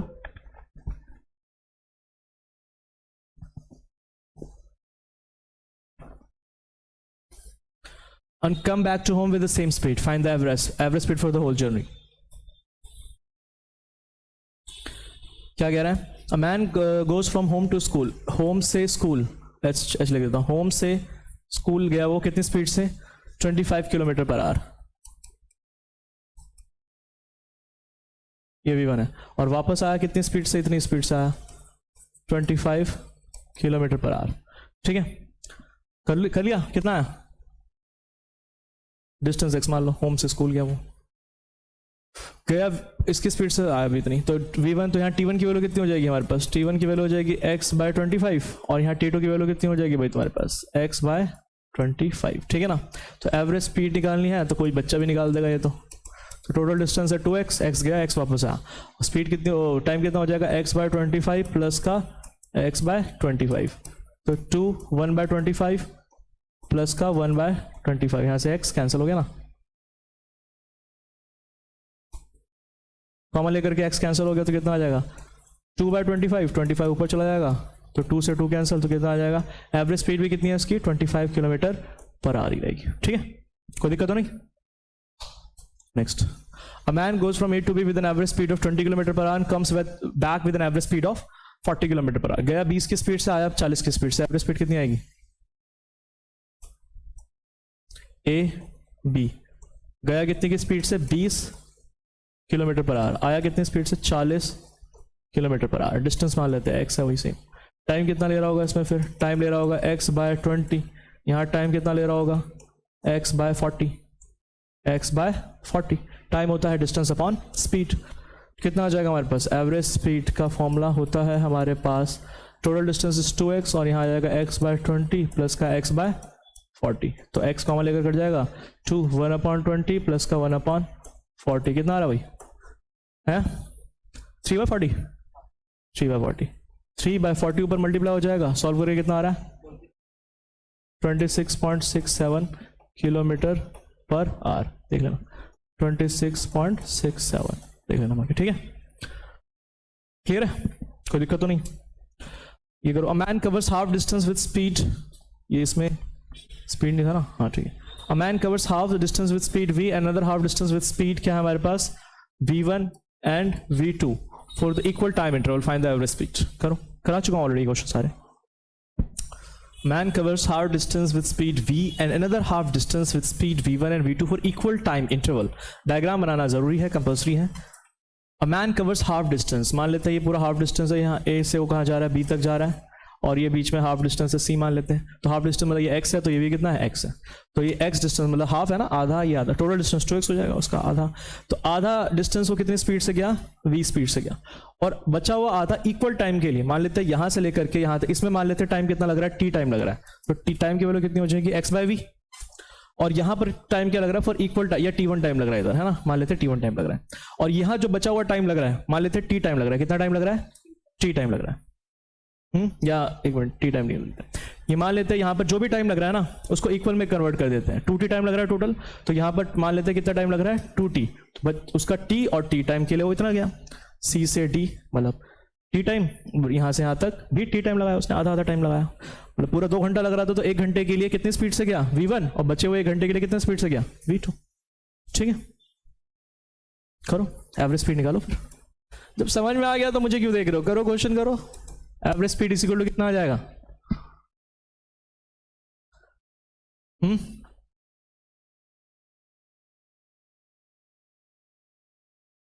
यहां तो टाइम निकाल दिया मैंने, यहां कितना टाइम होगा? ये जो टोटल डिस्टेंस है तुम्हारे पास फ्रॉम सी टू बी, सी से बी के लिए जो टोटल डिस्टेंस x है, तो x स्पीड डिस्टेंस क्या होता है? Speed into time. स्पीड की वैल्यू कितनी है अपने पास? स्पीड की वैल्यू है v1 इनटू टाइम है t, है ना, v1 से t प्लस यहां पर क्या v2 इनटू t, तो यहां से t की वैल्यू कितनी आ जाएगी? तो यहां से आ जाएगी tx अपॉन v1 प्लस का v2, ये आ जाएगा। तो ये आ गया c से b तक टाइम कितना लगा? t, तो ये t की वैल्यू। एवरेज स्पीड का फॉर्मूला क्या होता है हमारे पास? एवरेज स्पीड का फॉर्मूला होता है total distance upon total time. Time है उधर, उधर t1 लगा, इधर कितना टाइम लगा? 2t, तो 2x अपॉन में t1 की वैल्यू कितनी है? x बाय v, और 2t की वैल्यू कितनी है? x by v1 plus v2। समझ में आ रहा है ना अंशुमन? बेटा कहीं दिक्कत तो पूछ लेना। तो 2x कॉमन लेकर कट जाएगा, तो यहाँ बच जाएगा 1 अपॉन v, और यहाँ बच जाएगा 2v1 प्लस का v2। मुझे फाइनल आंसर बताओ ना फटाफट, अंशुमन गोपाल जल्दी बताओ, जल्दी बोल दो। यहाँ आ जाएगा ट्वाइस ऑफ v ब्रैकेट में v1 प्लस का v2, एलसीएम ले लेना, एक स्टेप स्किप कर रहा हूँ, और यहाँ आ जाएगा तुम्हारे पास कितना? v1 प्लस का v2 प्लस का 2v, है ना? ठीक है ना, कोई दिक्कत तो नहीं? ठीक है, कोई दिक्कत नहीं है ना, मतलब समझ में आ रहा है कंसेप्ट, है ना? चलो ये करो फिर।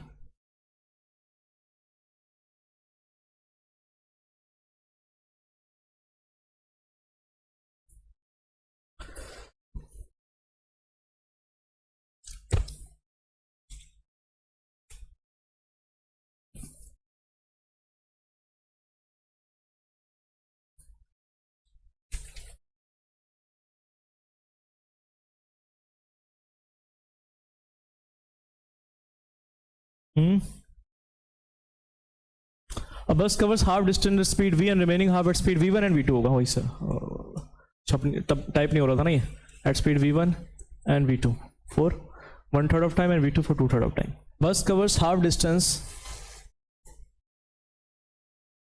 a bus covers half distance, a bus है जो कि half distance cover कर रहा है कितने से? as bus cover half distance speed v and remaining half at speed v1 and for 1/3 of time।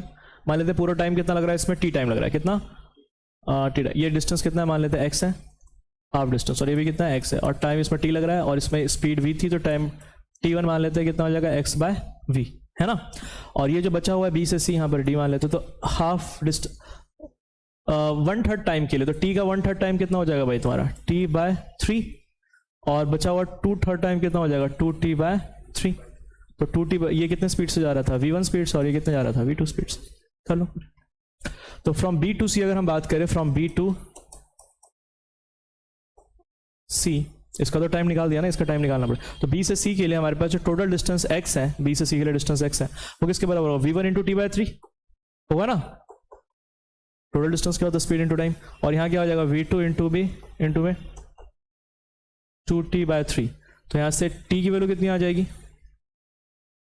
करना पड़ेगा क्या? v1 बाय 3 और 2v2 बाय 3। तो यहां से t की वैल्यू कितनी आ जाएगी हमारे पास? यहां से आ जाएगा 3x अपॉन में v1 प्लस का 2v2, है ना? यही आएगी ना? तो यहां से हमारे पास एवरेज स्पीड का फॉर्मूला क्या आ जाएगा? एवरेज स्पीड का फॉर्मूला आ जाएगा हमारे पास total distance is x plus x 2x, और total time is t1 plus का t। तो t1 की वैल्यू कितनी है? x बाय v, और प्लस t की वैल्यू कितनी है लिखी? 3x अपॉन में v1 प्लस का 2v2 ना, 2v2। तो यहाँ से x कॉमन लेकर कट जाएगा, तो यहाँ 2 बच जाएगा, यहाँ 1 अपॉन v प्लस का 3 अपॉन v1 प्लस का 2v2, है ना? सॉल्व करके बताओ कितना आ रहा है ऐसे में लेकर के।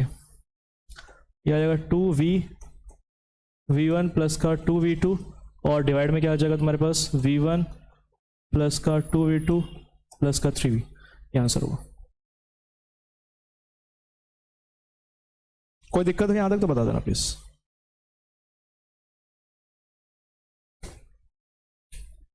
ठीक है, ठीक है, आगे बढ़े।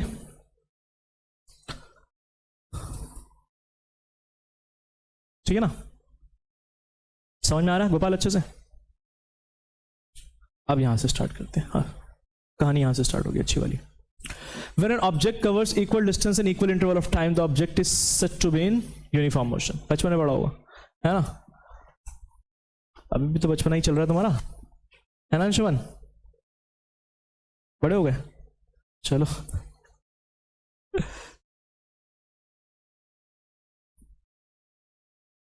यूनिफॉर्म मोशन का जो ग्राफ है वो कैसे बनता है भाई? यूनिफॉर्म मोशन का जो ग्राफ है वो कैसे बनता है? ये सपोज हमारे पास डिस्टेंस है, हमारे पास क्या है ये डिस्टेंस, इधर हमारे पास डिस्टेंस और वर्सेस टाइम का ग्राफ है, ठीक है? समझते चलना है यहाँ पर। तो अगर हम बात करें यहाँ पर डिस्टेंस वर्सेस टाइम का ग्राफ है, तो यूनिफॉर्म मोशन के केस में क्या होता है, उसका ग्राफ कैसे मिलता है? स्ट्रेट लाइन मिलता है। कैसे मिलता है? स्ट्रेट लाइन, ठीक है? तो डिस्टेंस वर्सेस टाइम का ग्राफ है, यूनिफॉर्म मोशन के लिए कैसे मिलता है? स्ट्रेट लाइन, ठीक है? मान लेते हैं किसी भी इंस्टेंट पे टाइम चेंज हो रहा है, वैसे वैसे तुम्हारा डिस्टेंस भी चेंज हो रहा है और यूनिफॉर्मली चेंज हो रहा है, हर एक इक्वल इंटरवल में इक्वल डिस्टेंस कवर कर रहे हो, तो तुम्हारा ग्राफ कैसे बनेगा? स्ट्रेट। की तो 9th की चीज़ है, यहाँ तो अभी थोड़ी आगे आएगी, एक्स्ट्रा आएगी, है ना? तो अगर हम बात करें इसमें से, तो मैंने तुम्हें एक चीज़ बताई थी मैथ्स, इसमें स्लोप वाले कंसेप्ट का बताया था ना मैंने। स्ट्रेट लाइन में स्लोप क्या होता है? स्लोप इस एंगल को कहते हैं। स्लोप क्या कहते हैं? इस एंगल को, इस एंगल को कहते हैं। ये एंगल मान लेते हैं कितना बना रहा है? थीटा। तो जो इसका स्लोप होता है ना, स्लोप, अगर ट्रिग्नोमेट्री पढ़ रखी हो तो tan ऑफ दिस एंगल, उसको क्या कहते हैं? स्लोप। और इस डिस्टेंस वर्सेस टाइम ग्राफ का जो स्लोप है वो किसको रिप्रेजेंट करता है? स्पीड को। किसको रिप्रेजेंट करता है? स्पीड को। जो स्लोप है which is equal to tan theta, अगर तुम्हें कोई एंगल दे दे तो tan थीटा निकाल लो, तो वही उससे क्या निकल जाएगी? Directly speed. क्या निकल जाएगी? अच्छा, tan थीटा का एक और भी फॉर्मूला तुमने पढ़ रखा था, परपेंडिकुलर अपॉन बेस। पढ़ रखा था कि नहीं पढ़ रखा था? परपेंडिकुलर अपॉन बेस नहीं होता, पढ़ रखा है ना तुमने? हाँ। तो परपेंडिकुलर अपॉन बेस, तो मान लेते इस लाइन के ऊपर तुम्हें 2 पॉइंट्स पता चल जाए। कौन से? x1 y1, और दूसरा पॉइंट पता चल जाए कोई सा भी 2 पॉइंट x2 y2। ध्यान दो, तो यहां से अगर मैं 2 पॉइंट्स पता चल जाए मुझे, तो ये वाला पॉइंट और ये वाला पॉइंट को ज्वाइन कर दिया हमने, ठीक है? अब ये एंगल, ये थीटा एंगल और ये थीटा एंगल, ये सेम होगा कि नहीं होगा? Corresponding angles, corresponding. चैंपियंस तो सारे मैथ्स के यार यहाँ पर। तो अगर हम बात करें तो ये वाली लेंथ कितनी हो जाएगी यहाँ पर? ये हो जाएगी y2 माइनस का y1। पूरा यहाँ से लेकर के यहाँ तक y2 है और यहाँ से लेकर के यहाँ तक कितना है? y1 है। तो ये कितना हो जाएगा? y2 minus y1। यहाँ से लेकर के यहाँ तक x1 है, यहाँ से लेकर के यहाँ तक, तो ये कितना हो जाएगा? x2 माइनस का x1। कोई दिक्कत तो नहीं? कोई दिक्कत नहीं। तो यहाँ से tan थीटा की वैल्यू जो होती है, tan थीटा की जो वैल्यू होती है, tan थीटा की जो वैल्यू होगी वो हो जाएगी तुम्हारे पास y2 minus, perpendicular upon base होता है कि नहीं होता? परपेंडिकुलर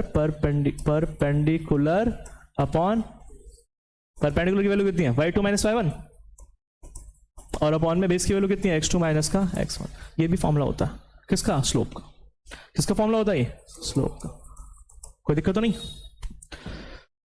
तो इस पे तो हर जगह तुम्हारा एंगल सेम ही रहेगा। तो अगर तुम्हें कहीं कोई भी 2 पॉइंट्स गिवन हो तो तुम स्लोप कैसे निकालोगे? y2 माइनस y1 अपॉन में x2 माइनस x1। इससे क्या निकल जाएगा? स्लोप। और स्लोप किसको रिप्रेजेंट कर रहा होता है? स्पीड को। किसको रिप्रेजेंट कर रहा होता है भाई? स्पीड को। किसको रिप्रेजेंट कर रहा होता है? स्पीड को, ठीक है? अब मैं तुम्हें यहाँ पर अभी थोड़ी देर पहले बताया कि ऑब्जेक्ट रेस्ट पे है या मोशन में, तो कोई भी बता देगा यहाँ पर, कोई भी बता देगा। 4 ही क्वेश्चन दे रहा हूँ। x is equal to 65, 60। Second है हमारे पास x is equal to 2t, x is equal to 3t square plus का 4t क्यूब, और x की वैल्यू है हमारे पास कितनी मान लेते हैं? 100t, ठीक है? की पावर 5 मान लो, चलो ठीक है? कोई भी बता देगा इसमें बच्चा कि कौन सा रेस्ट पे और कौन सा मोशन में। कौन सा रेस्ट पे अंशुमन? जल्दी बताओ। ये किस पे है? ये क्यों रेस्ट पे भाई? क्यों रेस्ट पे पूछ रहा हूं? फंक्शन ऑफ टी नहीं है, है ना? टी नहीं आ रहा है ना इसमें। Very good. टाइम चेंज हो रहा है लेकिन पोजीशन क्या फिक्स्ड है। और ये तीनों क्या है तुम्हारे पास? मोशन में। फंक्शन ऑफ टी, ठीक है? चैंपियन हो रहे हो धीरे धीरे। अब तुम देखते रहो। अब बस फिजिक्स का तुम्हें चैंपियन ना बनाऊं ना मैं, फिजिक्स केमिस्ट्री सभी का। तो ये क्या होता है तुम्हारा? एक्स फंक्शन ऑफ टी है ना? अब सेम क्वेश्चन, इनमें से कौन सा यूनिफॉर्म मोशन में? यूनिफॉर्म मोशन का मतलब क्या हुआ भाई? यूनिफॉर्म मोशन का मतलब स्पीड हर जगह क्या है? कांस्टेंट है। क्या है? कांस्टेंट। स्पीड कांस्टेंट नहीं है यहां, हर जगह स्पीड तुम्हारी कांस्टेंट, तभी तो यूनिफॉर्म मोशन में जा रहे हो। तो यूनिफॉर्म मोशन का मतलब क्या होता है? यूनिफॉर्म मोशन का मतलब क्या होता है? स्पीड क्या है तुम्हारी? कांस्टेंट है। क्या है? कांस्टेंट है, कांस्टेंट स्पीड है। लिखा ही नहीं कुछ। यूनिफॉर्म मोशन का मतलब क्या है? स्पीड क्या है तुम्हारे पास? कांस्टेंट है। यूनिफॉर्म मोशन मतलब कांस्टेंट स्पीड। कांस्टेंट स्पीड का मतलब स्पीड तुम्हारी चेंज नहीं कर रही, स्पीड इज नॉट चेंजिंग, ये तो मतलब हुआ ना भाई, कांस्टेंट स्पीड। तो उन्हीं चार इक्वेशन में से कौन सा पता चल रहा है किसके स्पीड कांस्टेंट, यूनिफॉर्म मोशन कौन सा है इनमें से? अच्छा, और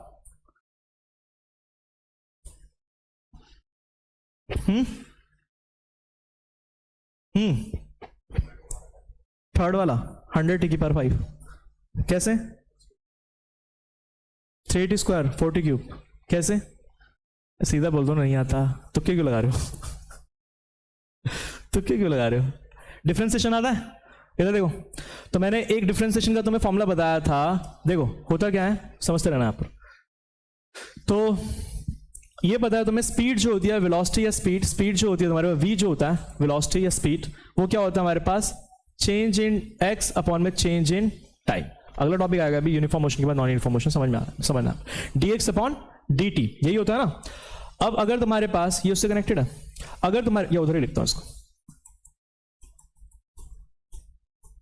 v क्या होता है, वेलोसिटी क्या होती है हमारे पास? dx upon dt। वेलोसिटी क्या होती है, स्पीड क्या होता है हमारे पास? dx upon dt। ठीक है, समझते चलना इसको, ठीक है, इंपॉर्टेंट कॉन्सेप्ट सारे। dx अपॉन dt का मतलब होता है change in distance, change in position with respect to change in time. तो अगर तुम्हारा dx अपॉन dt निकालोगे तुम, निकालो, और आता है तुम्हें डिफरेंशिएशन करना आता है, तो बस एक ही फॉर्मूला याद कर लो, जनरली तुम्हारा एक ही फॉर्मूला यूज होगा। मैंने डिफरेंशिएशन के और भी फॉर्मूलास कराया तुम्हें, कराया ना, इसका याद कर लो। y अगर तुम्हारा डिफरेंशिएशन, वैसे बेसिक मैथ्स में करा दिया मैंने, पता नहीं किसका नहीं हुआ, किसका नहीं हुआ? गोपाल तुम्हारा नहीं हुआ डिफरेंशिएशन। तो अगर तुम्हारे पास y एक फंक्शन है, y is equal to x की पावर n, कराया था तुम्हें भी, कराया था मुझे ध्यान है। तो यहां से dy बाय dx मतलब y change in y with respect to change in x, y और x दो वेरिएबल्स हैं यहाँ पर, तो x की पावर n है, n नंबर हो सकता है कोई भी तुम्हारा, तो n आगे आ जाता है, पावर क्या आ जाती है आगे, और पावर में से घटा देते हो, क्या कर देते हो? घटा देते हो। तो बस यही फॉर्मूला याद कर लो, एक यही फॉर्मूला सबसे ज्यादा यूज होगा। करवाया है ना, सब करवाया हुआ यार। अब पढ़ाई करने का टाइम आ गया, पढ़ाई अच्छे से कर लेना, नहीं तो चीजें समझ नहीं आएगी। पहले बता रहा हूँ, सारी चीजें कनेक्टेड है आपस में। तो v इज इक्वल टू क्या करोगे यहाँ पर? dx by dt। x is a function of time, मतलब ऑब्जेक्ट क्या है? मोशन में, और मोशन में है तो उसकी स्पीड भी होती है कि नहीं होती है? तो यहाँ तो ऑलरेडी ये रेस्ट पे, ये मोशन में है तुम्हारे पास, तो इन तीनों का क्या करो तुम, जगह ही नहीं बची इधर। थोड़ा सा इधर इसको हटा देता हूँ, ठीक है ना, डिस्टेंस वर्सेस टाइम को, यहाँ डिस्टेंस लिख देता हूँ, ठीक है। अब इसी का क्या निकालो बेटा? वेलोसिटी निकालो, v पहले वाले का। तो इसका डिफरेंशिएशन करूंगा तो कितना आएगा? इसका डिफरेंशिएशन करूंगा तो कितना आएगा? v है यहाँ पर, तो dx बाय dt जब मैं करूंगा तो कितना आएगा? x की वैल्यू 2t है, तो 2 बाहर आ जाएगा, t का डिफरेंशिएशन कितना होता है? 1। कितना होता है? 1। तो कितना आ जाएगा यहाँ पर? 2 आ जाएगा, 2 जो बाहर था। यहाँ कितना आ जाएगा? इसका डिफरेंशिएशन करो वेलोसिटी, तो यहाँ पर आ जाएगा, तुम्हारे पास डायरेक्टली कर रहा हूँ, वेलोसिटी आ जाएगा, सो वेरी गुड, 6t और प्लस का आगे बोलो बेटा, 4 3 12 t स्क्वायर, वेरी गुड। और यहां कितना आ जाएगा वेलोसिटी की वैल्यू? 100 5 500 t की पावर 4, है ना, ये आ जाएगा। अब तुम्हें दिखाई दे रहा है, अब इनमें अब बता सकते हो कौन सा यूनिफॉर्म मोशन को रिप्रेजेंट कर रहा है, कौन सा नॉन यूनिफॉर्म मोशन को रिप्रेजेंट कर रहा है? हाँ देखो, ये जो वेलोसिटी, ये स्पीड जो है, ये टाइम पे डिपेंड नहीं कर रही है ना, टाइम चेंज हो रहा है, लेकिन स्पीड क्या है तुम्हारे पास? कांस्टेंट है। तो ये किसको रिप्रेजेंट कर रहा है बेटा? यूनिफॉर्म मोशन को। आ रहा है समझ में? यही सब क्वेश्चन आते हैं बस बेसिक्स के ऊपर, तुम्हारे जेई में भरे बड़े रहेंगे क्वेश्चंस इसी तरह के, जेई नीट सब में। और ये दोनों क्या है तुम्हारे टाइम पे डिपेंड कर रहे हैं ना, तो ये टाइम चेंज हो रहा है तो स्पीड भी चेंज हो रही है। तो अगले टॉपिक पढ़ोगे नॉन यूनिफॉर्म मोशन को रिप्रेजेंट करते हैं, नॉन यूनिफॉर्म मोशन NUM से रिप्रेजेंट करते हैं, ठीक है। तो velocity is a function of time है, और वहां पर ऊपर जो है velocity is not a function या speed is not a function of time. तो यूनिफॉर्म मोशन को रिप्रेजेंट कर रहा है, नीचे वाले किसको रिप्रेजेंट कर रहे हैं? नॉन यूनिफॉर्म मोशन को। समझ में आया कि नहीं आया? तो वेलोसिटी होती है हमारे पास, स्पीड होता है dx बाय dt। कोई दिक्कत तो नहीं? जनरली ये ज्यादातर फॉर्मूला यूज होगा, डिफरेंशिएशन आना चाहिए, अगर कुछ और यूज होगा तो मैं बता दूंगा। ये देखो, इसमें से बता कुछ, तो तुम इक्वेशन देख करके बता सकते हो कौन सा यूनिफॉर्म मोशन है, कौन सा नॉन यूनिफॉर्म मोशन है, कौन सा रेस्ट में है, कौन सा मोशन में, बता दोगे? ठीक, पूरी मैथ्स है इसमें भरी पड़ी। फिजिक्स मतलब पूरी मैथ्स, फिजिक्स मतलब maths is the language of physics, ठीक है।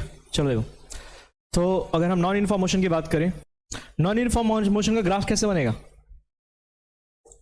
वही डिस्प्लेसमेंट या distance versus time, distance versus time, ठीक है, distance versus time, non uniform motion. Non uniform motion का जो ग्राफ बनता है कैसे बनता है भाई?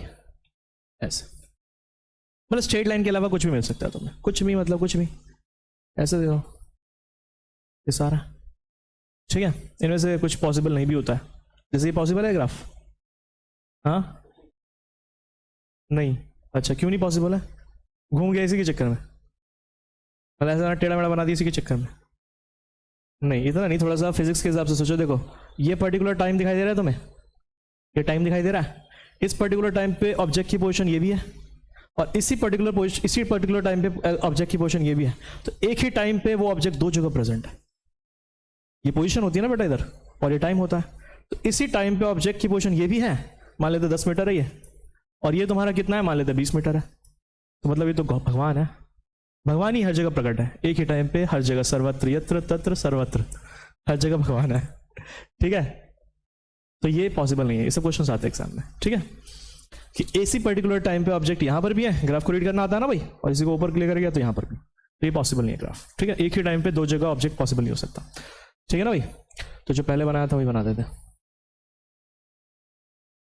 ठीक है। तो डिस्टेंस वर्सेस टाइम का ग्राफ बनाना है तुम्हें, नॉन इन्फॉर्मेशन का तो सबसे बेस्ट होता है समझाने के लिए, ऐसा कुछ बना देता हूं, ठीक है। तो ये नॉन इन्फॉर्मेशन का ग्राफ है, स्ट्रेट लाइन नहीं है, तो इसका मतलब यहां पर ये, अब इस ग्राफ को बहुत अच्छे से एनालाइज करना पड़ेगा हमें, ठीक है। तो तुम्हें दिखाई दे रहा है यहां पर, हालांकि 9th क्लास का टॉपिक है, पढ़ रखा है तुमने, हैं स्पीड कब बढ़ रही है कब घट रही है, पढ़ा है, चलो। तो कहने का मतलब ये नॉन इन्फॉर्मेशन का ग्राफ है, और हर पॉइंट पे स्पीड क्या कर रही है, यहां पर चेंज कर रही है, क्या कर रही है, चेंज कर रही है, क्या कर रही है, चेंज कर रही है। उसको किससे बनाऊं, वाइट से बनाते हैं, चलो। देखो इस दो पॉइंट्स पकड़ लेते हैं जहां बन जाए अच्छा सा, ठीक है।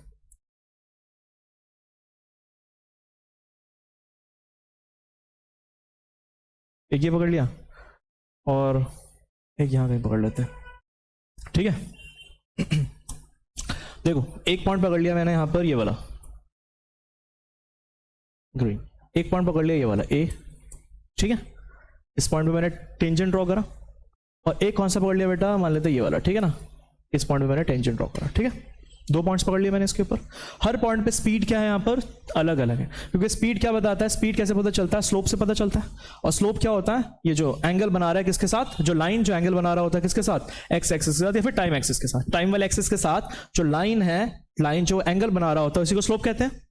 तो यहां पर अगर हम बात करें तो देखो इस पॉइंट पे एंगल कितना बना रहा है, यहां पर एंगल अलग बना रहा है, यहां पर एंगल अलग बन रहा है ना भाई, नहीं बोलोगे, येलो वाला कलर लेता हूं, ठीक है। यहां पर एंगल तुम्हारा अलग बन रहा है, और यहां पर एंगल तुम्हारा अलग बन रहा है, अलग अलग नहीं बन रहा एंगल्स, ठीक है ना। तो यहां पर तुम्हारा मान लेते हैं θ1 एंगल बन रहा है, और यहां पर θ2। तो सिंस ए और बी पे तुम्हारे पास, सिंस ए एंड बी पे तुम्हारे पास स्पीड क्या है, अलग अलग, मतलब एंगल अलग अलग है ना, θ1 एंड θ2 डिफरेंट है ना हमारे पास, θ1 एंड θ2 आर डिफरेंट। तो डिफरेंट है मतलब इन दोनों पॉइंट्स पे स्पीड तुम्हारी क्या है, अलग अलग, क्या है। तो therefore speed v1 and v2 are different. मान लेते इस पॉइंट पे ए स्पीड v1 स्पीड है, उस पर कितनी है v2 स्पीड है, आर डिफरेंट, कोई दिक्कत तो नहीं, ठीक है। तो तुम इस पॉइंट पे मतलब अब ध्यान से समझते रहना, एक एक चीज अच्छे से समझते रहना, ठीक है। तो स्पीड क्या कर रही है यहाँ पर, चेंज कर रही है। मैं धीरे धीरे कराऊंगा, लेकिन ये कराऊंगा अच्छे से, मतलब ये समझ नहीं आया, मतलब ये बता रहा हूँ स्टार्टिंग के एक दो चैप्टर जो है ना तुम्हारे, ये वाला हो गया और एक अगला वाला चैप्टर हो गया, ये बेसिक्स है। इनमें एक एक चीज एकदम क्रिस्टल क्लियर होनी चाहिए, क्रिस्टल क्लियर, तभी आगे के चैप्टर्स हो पाएंगे, नहीं तो नहीं हो पाएंगे। तो घूमते रह जाओगे यहाँ पर, फिर वही पास वास होने के लिए रोते रहोगे। तो इसलिए कह रहा हूँ कि तमीज से समझ लो अच्छे से, ठीक है। सिंस ए एंड बी पे θ1 एंड θ2 डिफरेंट है, एंगल्स अलग अलग बन रहे हैं ना बेटा, तो अलग अलग बन रहे हैं, तो हमारे पास क्या होगा, वेलोसिटी दोनों पॉइंट्स पे क्या आएगी, अलग अलग आएगी। और वेलोसिटी अगर चेंज हो रही है तो उसको क्या कहते हैं, नॉन यूनिफॉर्म मोशन, ठीक है। अब मुझे निकालना है इस पॉइंट पे वेलोसिटी कितनी है, ए और बी पे। तो पहली बात तो किसी एक पॉइंट पे वेलोसिटी निकाल सकता हूँ, किसी एक पॉइंट पे निकाल सकता हूँ, मैं दोनों पॉइंट्स पे, मतलब एक टाइम पे एक ही पॉइंट पे निकाल सकता हूँ ना। इस वाले ग्राफ पे तो किसी भी पॉइंट पे निकाल लो, ए पे बी पे कहीं पे भी निकाल लो, हर पॉइंट पे वेलोसिटी क्या है, सेम थी। ए और बी पे कहीं पे भी निकाल लो, स्पीड क्या थी, वेलोसिटी क्या थी, हर जगह सेम थी। लेकिन यहां तो हर पॉइंट पे स्पीड क्या है, अलग अलग आ रही है ना। तो मुझे निकालना है ए और बी पे किसी एक पॉइंट पे, तो मैं क्या निकालना है, वेलोसिटी, स्पीड निकाली। तो जो पीछे मैंने कंसेप्ट बताया ना, वो नॉन यूनिफॉर्म मोशन का था कंसेप्ट, वैसे पहले ही बता दिया मैंने तुम्हें, ठीक है। तो यहां पर अगर मुझे क्या करना है, सिंस मान लेते हैं यहां पर ये ए पे मुझे क्या, ए पे कोऑर्डिनेट्स कितने मेरे पास, x1 y1 है, और यहां पर कितना है तुम्हारे पास, x2 y2 है, ठीक है। x1 y1 है और x2 y2 है, ठीक है ना। तो मुझे क्या निकालना है, अगर इस पॉइंट पे क्या निकालना है, स्पीड निकालनी है, ठीक है ना। तो अगर मुझे निकालना है स्पीड या वेलोसिटी, एक ही बात, वेलोसिटी या स्पीड ज्यादा डिफरेंस नहीं होता, डायरेक्शन का फर्क है। वेलोसिटी एट ए पे निकालना है मुझे, ठीक है, वेलोसिटी एट ए पे। तो अब यहां पर आ जाएगा डिफरेंशिएशन का कंसेप्ट जो मैंने तुम्हें पहले भी बताया था, वेलोसिटी एट ए। ए पे वेलोसिटी निकालनी है। तो मान लेते हैं जब वेलोसिटी एट ए, हाँ वेलोसिटी एट ए, ठीक है। और डिटेल में जाऊं, समझ जाओगे? और डिटेल में जाता हूं, समझने की कोशिश करना। ग्रीन से बना देता हूं, इस ए और बी को ज्वाइन कर रहा हूं मैं। किससे ज्वाइन करूं? ग्रीन से, ग्रीन ही ठीक रहेगा। इसको ज्वाइन कर दिया। इसको क्या कहते हैं पता है? इसको क्या कहते हैं? कॉर्ड। क्या कहते हैं इसको? कॉर्ड। नहीं पता? दो पॉइंट्स, अरे सर्कल नहीं होती, किसी भी कर्व पे होती है। किसी भी कर्व पे अगर मैं क्या कर दूं, दो पॉइंट्स को ज्वाइन कर दूं, तो उसको क्या कहते हैं बेटा? इसको थोड़ा का ये कॉर्ड कहलाता है। और किसी भी कोई भी एक ऐसी लाइन जो कर्व को एक पॉइंट पे टच करता हुआ जाए, उसको टेंजेंट कहते हैं, और इसको कहते हैं कॉर्ड। इस कॉर्ड को आगे फैला, इसको आगे बैठा दो तो इसको सीकेंट कहते हैं। क्या कहते हैं? सीकेंट। ठीक है, तो समझते चलना है यहां पर, ठीक है। अब वेलोसिटी एट ए निकालना है मुझे, तो इसको छोड़ दो, अभी फिलहाल इसको हटाना पड़ेगा, ठीक है। तो अगर मुझे, ध्यान से समझते रहना प्लीज, इस पे ध्यान देना, मैं बहुत धीरे धीरे करा रहा हूं। अब मान लेते हैं इसको मैं और एक्सटेंड कर देता हूं पीछे,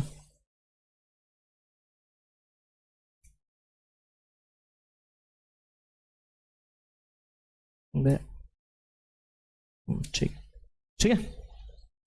ये कितना एंगल बना रही है? Let it be theta.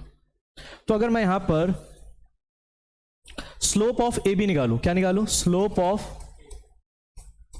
A B. क्या निकालू? Slope of A B.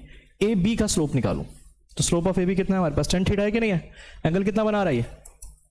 10 theta. कुछ समझ नहीं आया पूछ लेना, पूछ लेना, पूछ लेना। 10 थीटा कितना एंगल बना रही है? A B. ये पीछे एक्सटेंड कर रहा ना, ये कितना एंगल बना रही है? थीटा। दूसरे कलर से डालू क्या? ये ठीक है, ठीक है, दिख रहा ना? ये थीटा 1 है, ये थीटा, ये थीटा 2 है, ठीक है। तो कितना एंगल बना रही है? थीटा। तो इसका ए बी का स्लोप है यहाँ पर। तो स्लोप ऑफ ए बी कितना आ जाएगा तुम्हारे पास? तो वही सेम करूंगा, 10 थीटा की वैल्यू निकालूंगा, दो पॉइंट्स पता है, x1 y1 x2 y2। तो स्लोप कितना आ जाएगा तुम्हारे पास? 10 थीटा की वैल्यू कितनी आ जाएगी? y2 माइनस y1 अपॉन में x2 माइनस का x1। तो क्या आ जाएगा तुम्हारे पास? Slope of A B. क्या आ जाएगा? Slope of A B. कोई दिक्कत तो नहीं यहाँ तक? लेकिन ये ए और बी, ये जो स्लोप ऑफ ए बी है, ए बी कॉर्ड भी लिख देता हूं आगे, slope of A B chord है ना, ये किसको रिप्रेजेंट कर रही है? तो ये किसी को रिप्रेजेंट नहीं कर रही, ये किसी को रिप्रेजेंट नहीं कर रही। ए और बी का जो स्लोप है ये क्या है? ए और बी दो अलग अलग पॉइंट्स है तुम्हारे पास। अब ए और बी, ये जो ए बी, ये जो लाइन बनाया मैंने, किसी को रिप्रेजेंट नहीं कर रहा, ये कुछ भी नहीं है, ठीक है। कुछ आ रहा है समझ में? मुझे अगर इस पॉइंट पे पता लगाना है स्पीड कितनी है, या इस पॉइंट पे पता लगाना है स्पीड कितनी है, तो क्या करना पड़ेगा? अगर ये बी वाला पॉइंट, ये वाला बी वाला पॉइंट, ये वाला बी वाला पॉइंट अगर ए को अप्रोच करे, अब आ जाएगा डिफरेंशिएशन। अगर ये बी वाला पॉइंट ए को क्या करे? अप्रोच करे, तो व्हेन बी, इसको ऐसे लिखते हैं, अप्रोच को लिखते हैं ऐसे एरो, व्हेन बी अप्रोचेस ए। तो जब बी ए को अप्रोच करेगा, तो मुझे एक बात बताओ, ये पूरा का पूरा x2 y2 x1 y1 को अप्रोच करेगा कि नहीं करेगा?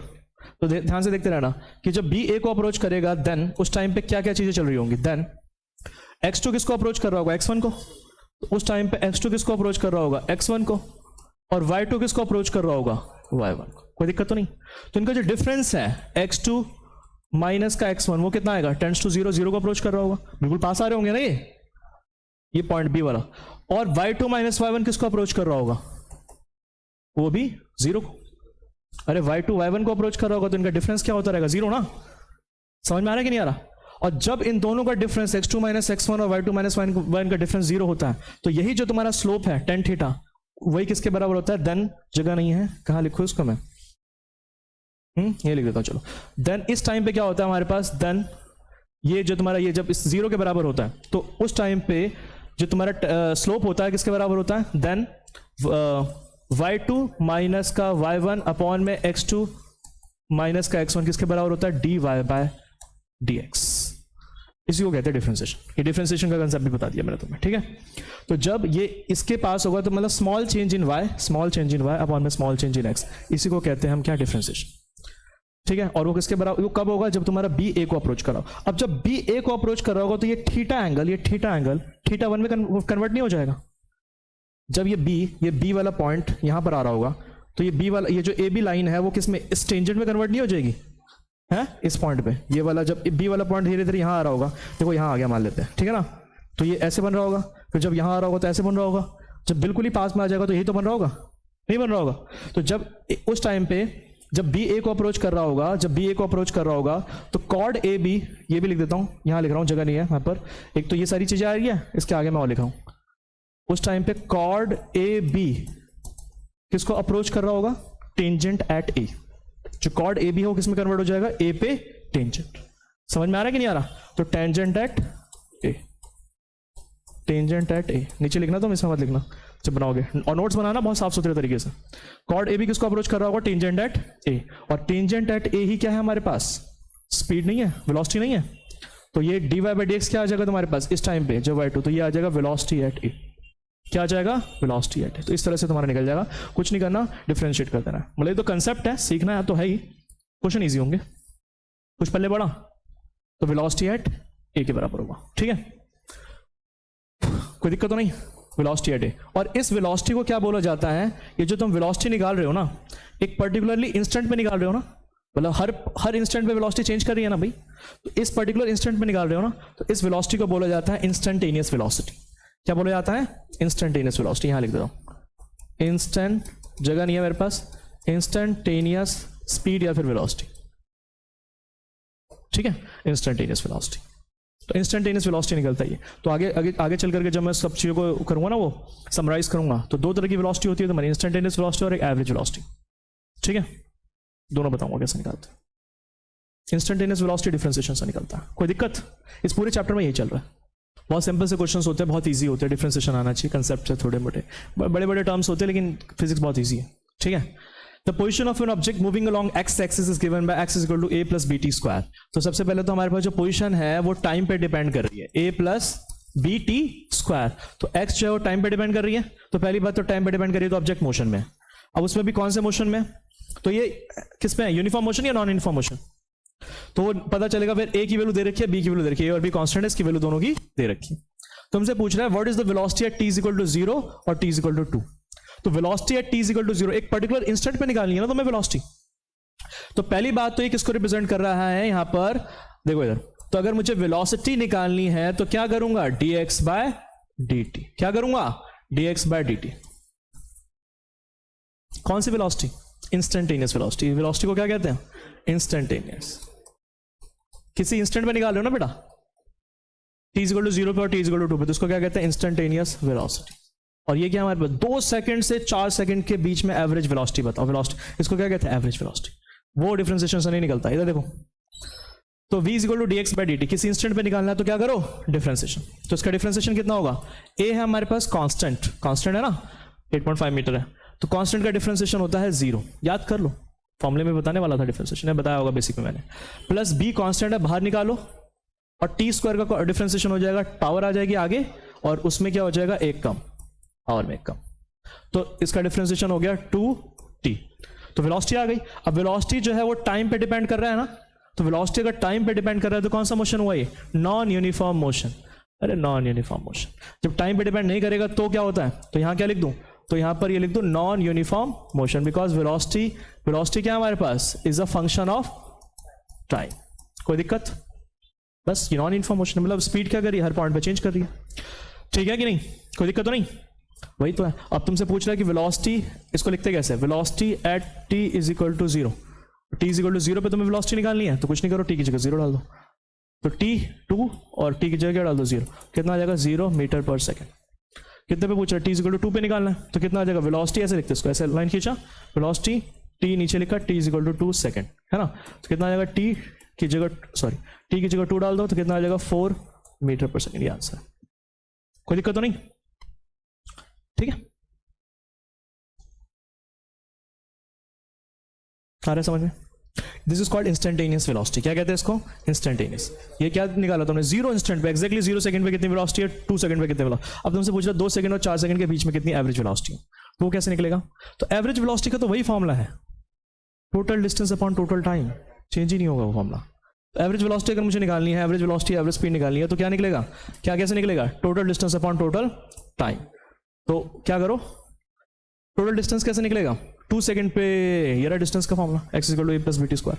तो हम निकाल लेते हैं एट, यहाँ देखते रहना, at t is equal to 2 second, distance कितना कवर किया तुमने, तो डाल दो इसमें, t की जगह 2 डाल दो, बताओ कितना आ रहा है, a प्लस 4b, बोलते नहीं हो, टी की जगह 4, 2 का स्क्वायर, और टी की जगह क्या डाल दो बेटा, 4 सेकेंड डाल दो, ठीक है। तो 4 सेकेंड डाल दोगे तो कितना आ जाएगा, a प्लस 4 का स्क्वायर कितना होता है 16b, तो ये आ जाएगा x, ये x आ गया। तो तुम्हारे पास जो एवरेज वेलोसिटी का फॉर्मूला है वो वही रहेगा, total distance upon total time. तो क्या करूंगा, ऐड करूंगा, थोड़ा तो अकल लगाओ, नहीं लगाओगे, अकल नहीं लगाओगे, हाँ, ऐड करूंगा। जैसे कि तुम 3 बजे यहां पर हो, 3 बजे और 4 बजे यहां पर हो, है ना, या अगर मैं ऐसे 3 बजे छोड़ो इसको, अगर मैं बोलता हूँ इसी को ले लेते, चलो 2 सेकंड में यहां पर हो, 4 सेकंड पे यहां पर हो, तो और तुम्हारा ग्राफ ऐसे कुछ जा रहा है, ठीक है, मान लेते हैं।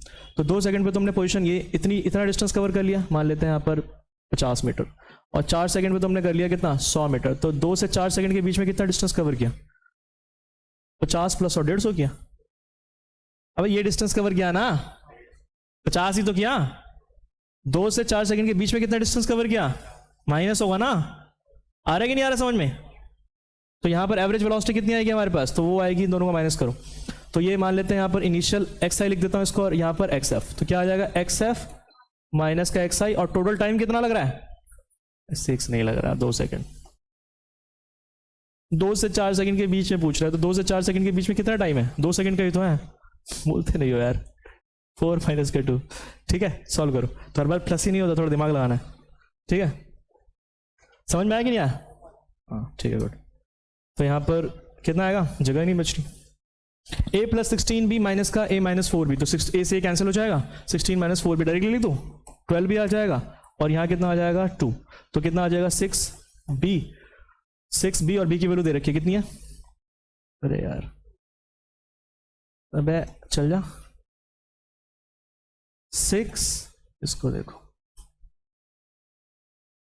6b है ना, और b की वैल्यू कितनी है देख लेना, तो 6 इंटू 2.5, 6 टू 12, 15 आ जाएगा क्या, 15 मीटर पर सेकेंड यहाँ से, ठीक है, दिस इज आंसर। कोई दिक्कत तो नहीं, एनसीईआरटी का क्वेश्चन नहीं है, ठीक है। तो 2 ही चीजें होती है, वेलोसिटी, एवरेज वेलोसिटी इज वही total distance upon total time. अब टोटल डिस्टेंस तुमने 2 से 4 सेकंड के बीच में कितना कवर किया, तो टोटल 4 सेकंड में तुमने इतना डिस्टेंस कवर किया, टोटल 2 सेकंड में तुमने इतना डिस्टेंस कवर किया, तो 2 से 4 सेकंड के बीच में कितना कवर किया, माइनस करोगे ना, टोटल 4 सेकंड में तुमने 100 मीटर कवर कर लिया, 2 सेकंड में 50 ही किया था, तो 2 से 4 के बीच में कितना किया, 100 माइनस 50, 50 ही तो किया ना, आया समझ में कि नहीं आया, ठीक है, हटाओ, समझ में आ गया ये एवरेज है, दिस इज इंस्टेंटेनियस। तो इंस्टेंटेनियस के लिए क्या करते हैं भाई, डिफरेंशिएशन, वेरी गुड। और एवरेज के लिए क्या करते हैं, total distance upon total time. तो टोटल डिस्टेंस हर बार प्लस नहीं होता, ध्यान रखना, ठीक है ना, थोड़ा दिमाग लगा लेना, ठीक है। 2 से 4 सेकंड के बीच में बोल रहा है, या बोलेगा 3 बजे से 4 बजे के बीच में बताओ कितना हो रहा है, तो माइनस करोगे, ठीक है ना। 3 से 4 के बीच में 1 घंटा हुआ ना, 7 घंटे तो नहीं होंगे ना, 3 से 4 के बीच में 1 घंटा ही होगा ना, तो ये चीज है। 2x is a function of time, 2 minus का 5t प्लस का 6t स्क्वायर, x दे रखा है हमारे पास 2 माइनस का 5t प्लस का 6t स्क्वायर। वेलोसिटी निकालनी है तो निकल जाएगा dx बाय dt। 2 का डिफरेंशिएशन सारी दुनिया जानती है 0 होता है, माइनस का 5t का डिफरेंशिएशन 1 होता है, 6t स्क्वायर 2 आगे आ जाएगा तो इसका डिफरेंशिएशन होता है 12t, तो यहाँ आ जाएगा माइनस 5 प्लस का 12t। और तुम्हें निकालना इनिशियल वेलोसिटी, तो इनिशियल वेलोसिटी का मतलब होता है 0 पे, time t is equal to 0 पे, तो velocity at time t is equal to 0, तो टाइम की जगह 0 डाल दो, तो माइनस का 5 मीटर पर सेकंड, 10 सेकंड का क्वेश्चन था, माइनस का 5 मीटर पर सेकंड, ठीक है, जगह 0 डाल दो, ठीक है, हो गया, आ रहा है समझ में अंशुमन, है कांस्टेंट है ना बेटा, कांस्टेंट का डिफरेंशिएशन 0 नहीं होता, बताया तो, दो ही फॉर्मूले तो मैंने बोला कि इतना याद रख लो, d बाय dx या dt जो भी ले ले, यहाँ कोई कांस्टेंट है तो कांस्टेंट का डिफरेंशिएशन 0 होता है, और एक फॉर्मूला है और याद कर लो, d बाय dt, मान लेते हैं ऐसे कुछ लिखा हुआ है, d बाय dt t की पावर n, है ना, tx, तो t का डिफरेंशिएशन कर रहे हो, t की पावर n, तो n आगे आ जाएगा t n माइनस 1, पावर में घट जाएगी, बस इतना याद कर लो यार, क्या दिक्कत है, ये 2 फॉर्मूले याद कर लो, ज़्यादा ये यूज होगा तुम्हारे, ठीक है। अब तुमने वेलोसिटी वाला सीख लिया ना, अब एनालॉजी चलेगी, एनालॉजी जैसे जो तुमने उधर करा वही सेम चीज इधर है, ठीक है, जो चीज तुमने उधर करा वही सेम चीज अब इधर है, ठीक है भाई, करें। अब समझ में आना स्टार्ट हो जाएगा। तुमने पिछला समझ लिया, मतलब जैसे जैसे तुम्हारे 1-2 चैप्टर खत्म होंगे ना, तुम्हारे लिए सब इजी हो जाएगा फिजिक्स। सिमिलरली केमिस्ट्री में 1-2 चैप्टर खत्म होंगे ना, केमिस्ट्री इजी हो जाएगी तुम्हारे लिए। तो फिजिक्स में सारी कनेक्टेड है, मैंने बताया पूरी फर्स्ट बुक तुम्हारी मैकेनिक्स है, तो उसमें तुम सारी चीजें जो है ना यूज होती रहेंगी, तो इजी हो जाएगा। तो एक्सेलरेटेड मोशन क्या होता है, सारी दुनिया जानती है एक्सेलरेटेड मोशन क्या होता है। क्या होता है? Rate of change of velocity. क्या होती है? Rate of change of velocity. ठीक है, ठीक है। क्या होती है? वेक्टर क्वांटिटी होती है।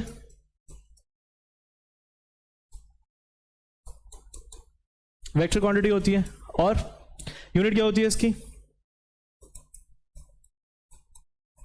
ऐसा यूनिट इज मीटर पर सेकेंड स्क्वायर। बोलो ना यार, बोलते ही नहीं हो कुछ। और डायमेंशन की बात करूं तो क्या आएगा? LT-2। अंशुमन आ रहा है? भूख तो नहीं लग रही? खा के आओ पराठे वराठे। आता हूँ दोबारा, बीच में ब्रेक दूंगा तुम्हें, जाना खा के आया। तो डायमेंशन क्या होता है इसकी? LT-2। फॉर्मूला क्या होता है इसका एक्सेलरेशन का? तो एक्सेलरेशन का फॉर्मूला होता है हमारे पास चेंज इन वेलोसिटी अपॉन में टाइम। टेकन? कोई दिक्कत? कोई दिक्कत नहीं। चलो, एक्सेलरेशन क्या होता है? चेंज इन वेलोसिटी अपॉन में टाइम। टेकन। अब एक्सेलरेशन भी तुम्हारे 2 तरह के होते हैं। कौन कौन से? वही वो एक्चुअली मुझे उसमें भी कराना था, लेकिन ठीक है, उसमें मैंने बताया नहीं था, तो कोई नहीं। तो 2 तरह के होते हैं हमारे पास। एक होता है एवरेज, और एक होता है हमारे पास इंस्टेंटेनियस। अब तुम्हारा काम हो गया आसान, एवरेज और इंस्टेंटेनियस। एवरेज का फॉर्मूला तो बेटा वही रहेगा, एवरेज, इसको पूरा लिखता हूं, और यहां पर एवरेज एक्सेलरेशन, और क्या आएगा हमारे पास? Instantaneous acceleration. तो ग्राफ वही सेम ही बनेगा इसका भी, ठीक है ना, जो चल रहा था वो सेम ही बनेगा। तो एवरेज क्या लिखो? एक्सेलरेशन, और यहां पर क्या आ जाएगा? इंस्टेंटेनियस एक्सेलरेशन और एवरेज एक्सेलरेशन। देखते रहना, अब सारी चीजें आसान हो गई तुम्हारे लिए, अगर उतना समझ में आ गया हो तो। अबे चिपक जा, छोड़ो। ठीक है, क्लियर है? एवरेज एक्सेलरेशन का फॉर्मूला क्या बनेगा? बता दो अंशुमन। ए एवरेज क्या बनेगा?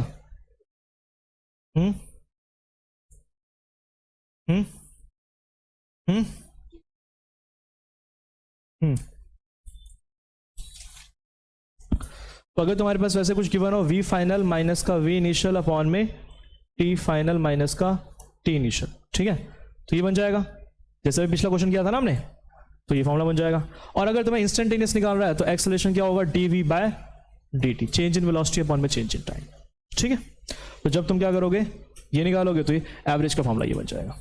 कोई दिक्कत तो नहीं? हाँ, ये 2 चीजें।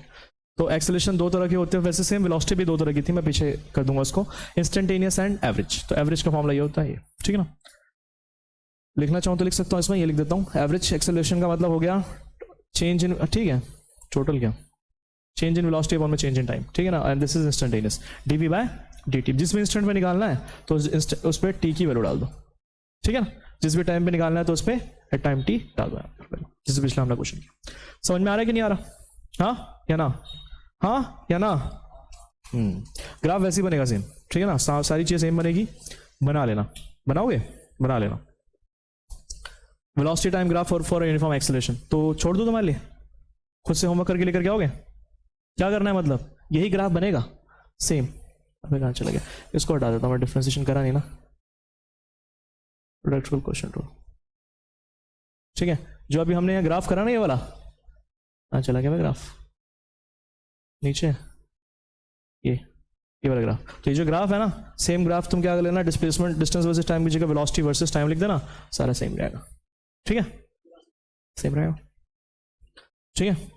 स्लोप की जगह टेन थीटा स्पीड लिख देना, इसका स्लोप क्या देगा? एक्सेलरेशन देगा, ठीक है ना। बस बाकी सेम, सब सेम ही रहेगा। y2 माइनस y1 की जगह v2 माइनस v1 कर लेना, t2 माइनस t कर लेना, ये आ जाएगा। नॉन यूनिफॉर्म की जगह बस नॉन यूनिफॉर्म का भी सेम ही ग्राफ बनेगा, सबको सेम रहेगा, बस जहाँ डिस्टेंस है उसकी जगह वेलोसिटी कर लेना, जहाँ वेलोसिटी उसकी जगह एक्सेलरेशन कर लेना। कर लोगे? कर लोगे कि नहीं कर लोगे? नहीं, इसमें टाइम चला जाएगा आधा घंटा। समझ में आ गया हो तो ठीक है, 2 बार क्यों आ गया पूरे नॉन यूनिफॉर्म, ठीक है। तो ये चीज़ हो गई, एंड देन उसके बाद मैं एक्सेलरेशन क्या है ये,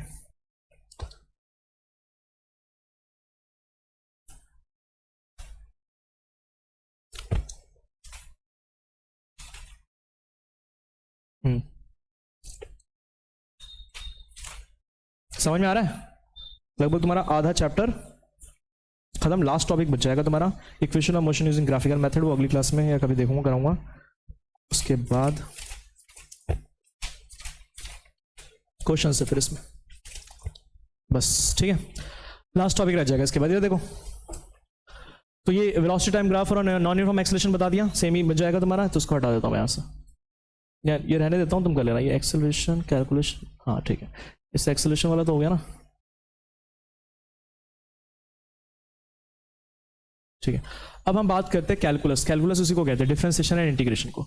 इससे पहले मुझे एक चाहिए कराना तुम्हें, इंटीग्रेशन क्या होता है, ठीक है। इंटीग्रेशन क्या होता है, हाँ, कैलकुलस इन काइनेमेटिक्स, काइनेमेटिक्स जो हम चैप्टर कर रहे हैं यहाँ पर, तो इंटीग्रेशन क्या होता है भाई, वो भी कराया हुआ है, बताओगे नहीं बताओगे?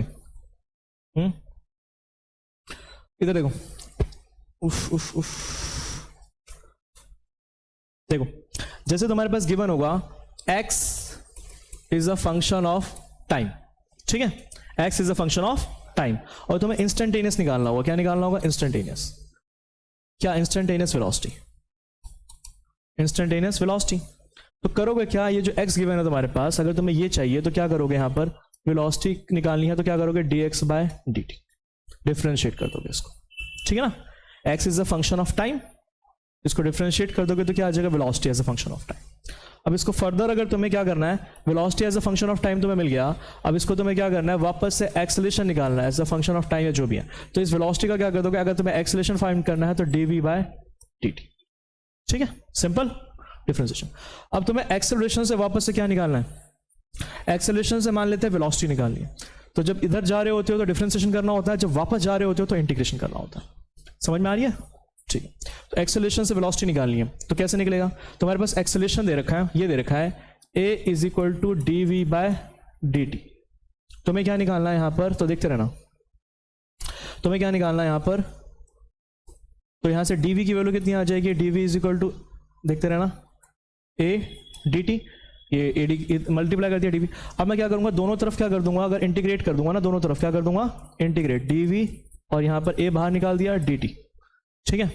तो dv का इंटीग्रेशन होता है वापस से v, और a मतलब इसका इंटीग्रेशन तुम्हें पूरा प्रॉपर करना पड़ेगा, ये बाहर मत निकालो, a dt, dv का इंटीग्रेशन क्या होता है v, तो और यहां पर क्या हो जाएगा, इसका इंटीग्रेशन करना पड़ेगा a का विद रिस्पेक्ट टू टाइम। अगर तुम इंटीग्रेट कर दोगे ना तो वापस से क्या मिल जाएगा, वेलोसिटी।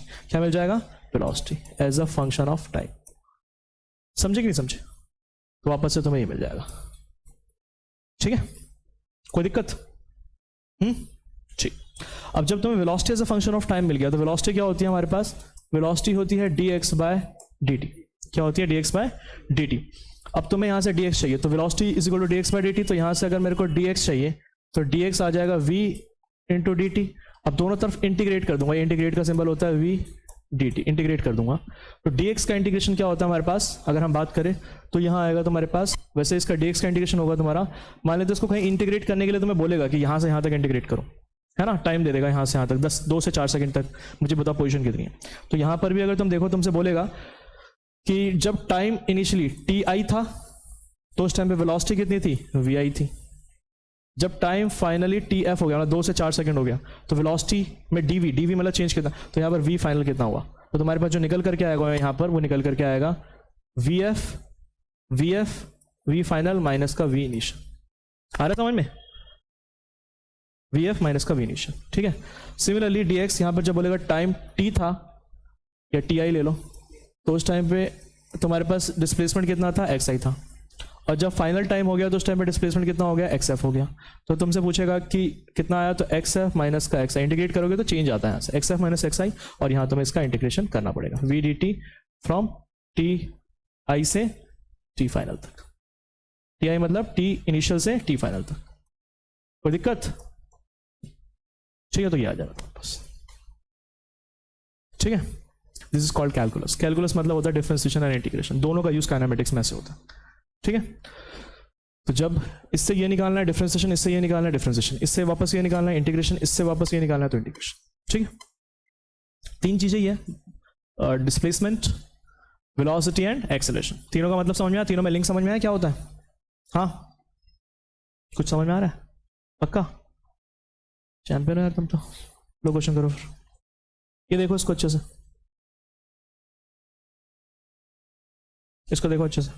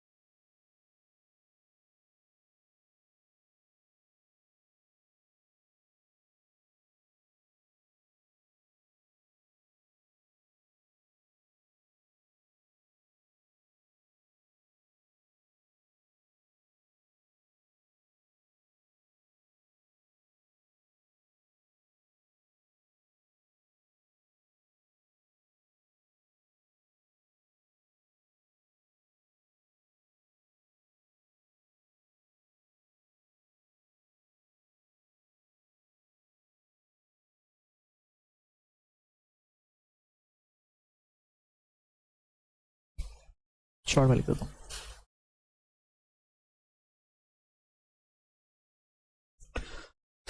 ठीक है,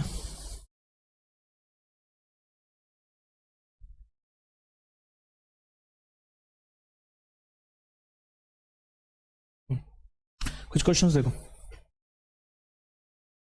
ठीक है, शॉर्ट में लिख देता हूँ।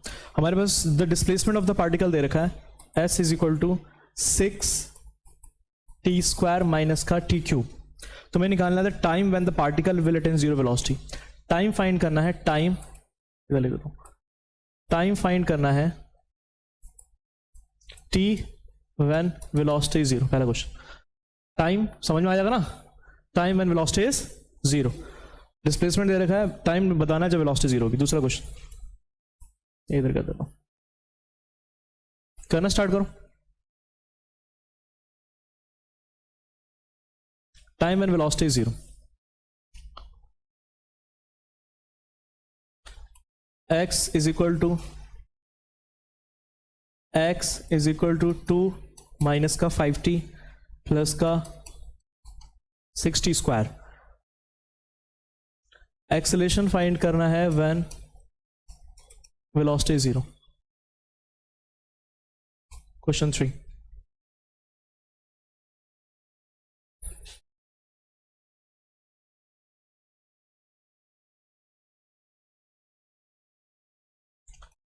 x is equal to a t² minus का bt³। Acceleration is 0 at time बताना है। ठीक है, 3 क्वेश्चन है, करो बताओ फटाफट।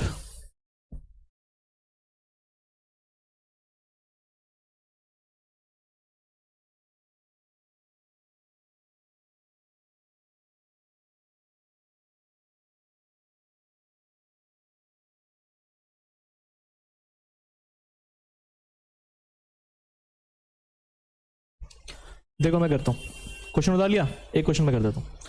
तो हमारे पास डिस्प्लेसमेंट दे रखा है s is equal to this, हमें वेलोसिटी, तो यहाँ से वेलोसिटी निकाल दो, कितना आ जाएगा ds/dt।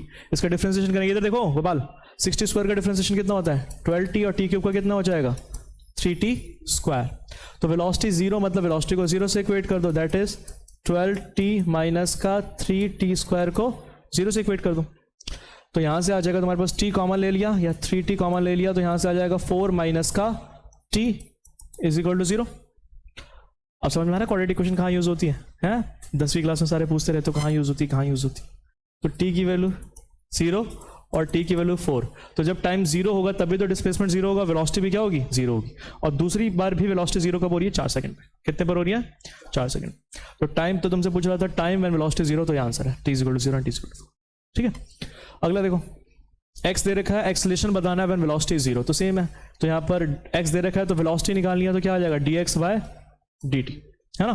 किसी इंस्टेंट में पूछ तो dx/dt, तो यहाँ पर कितना आ जाएगा माइनस का 5, 2 का डिफरेंशिएशन 0, -5 t का डिफरेंशिएशन 1 होता है, और यहाँ पर प्लस 60² का हो जाएगा 12t।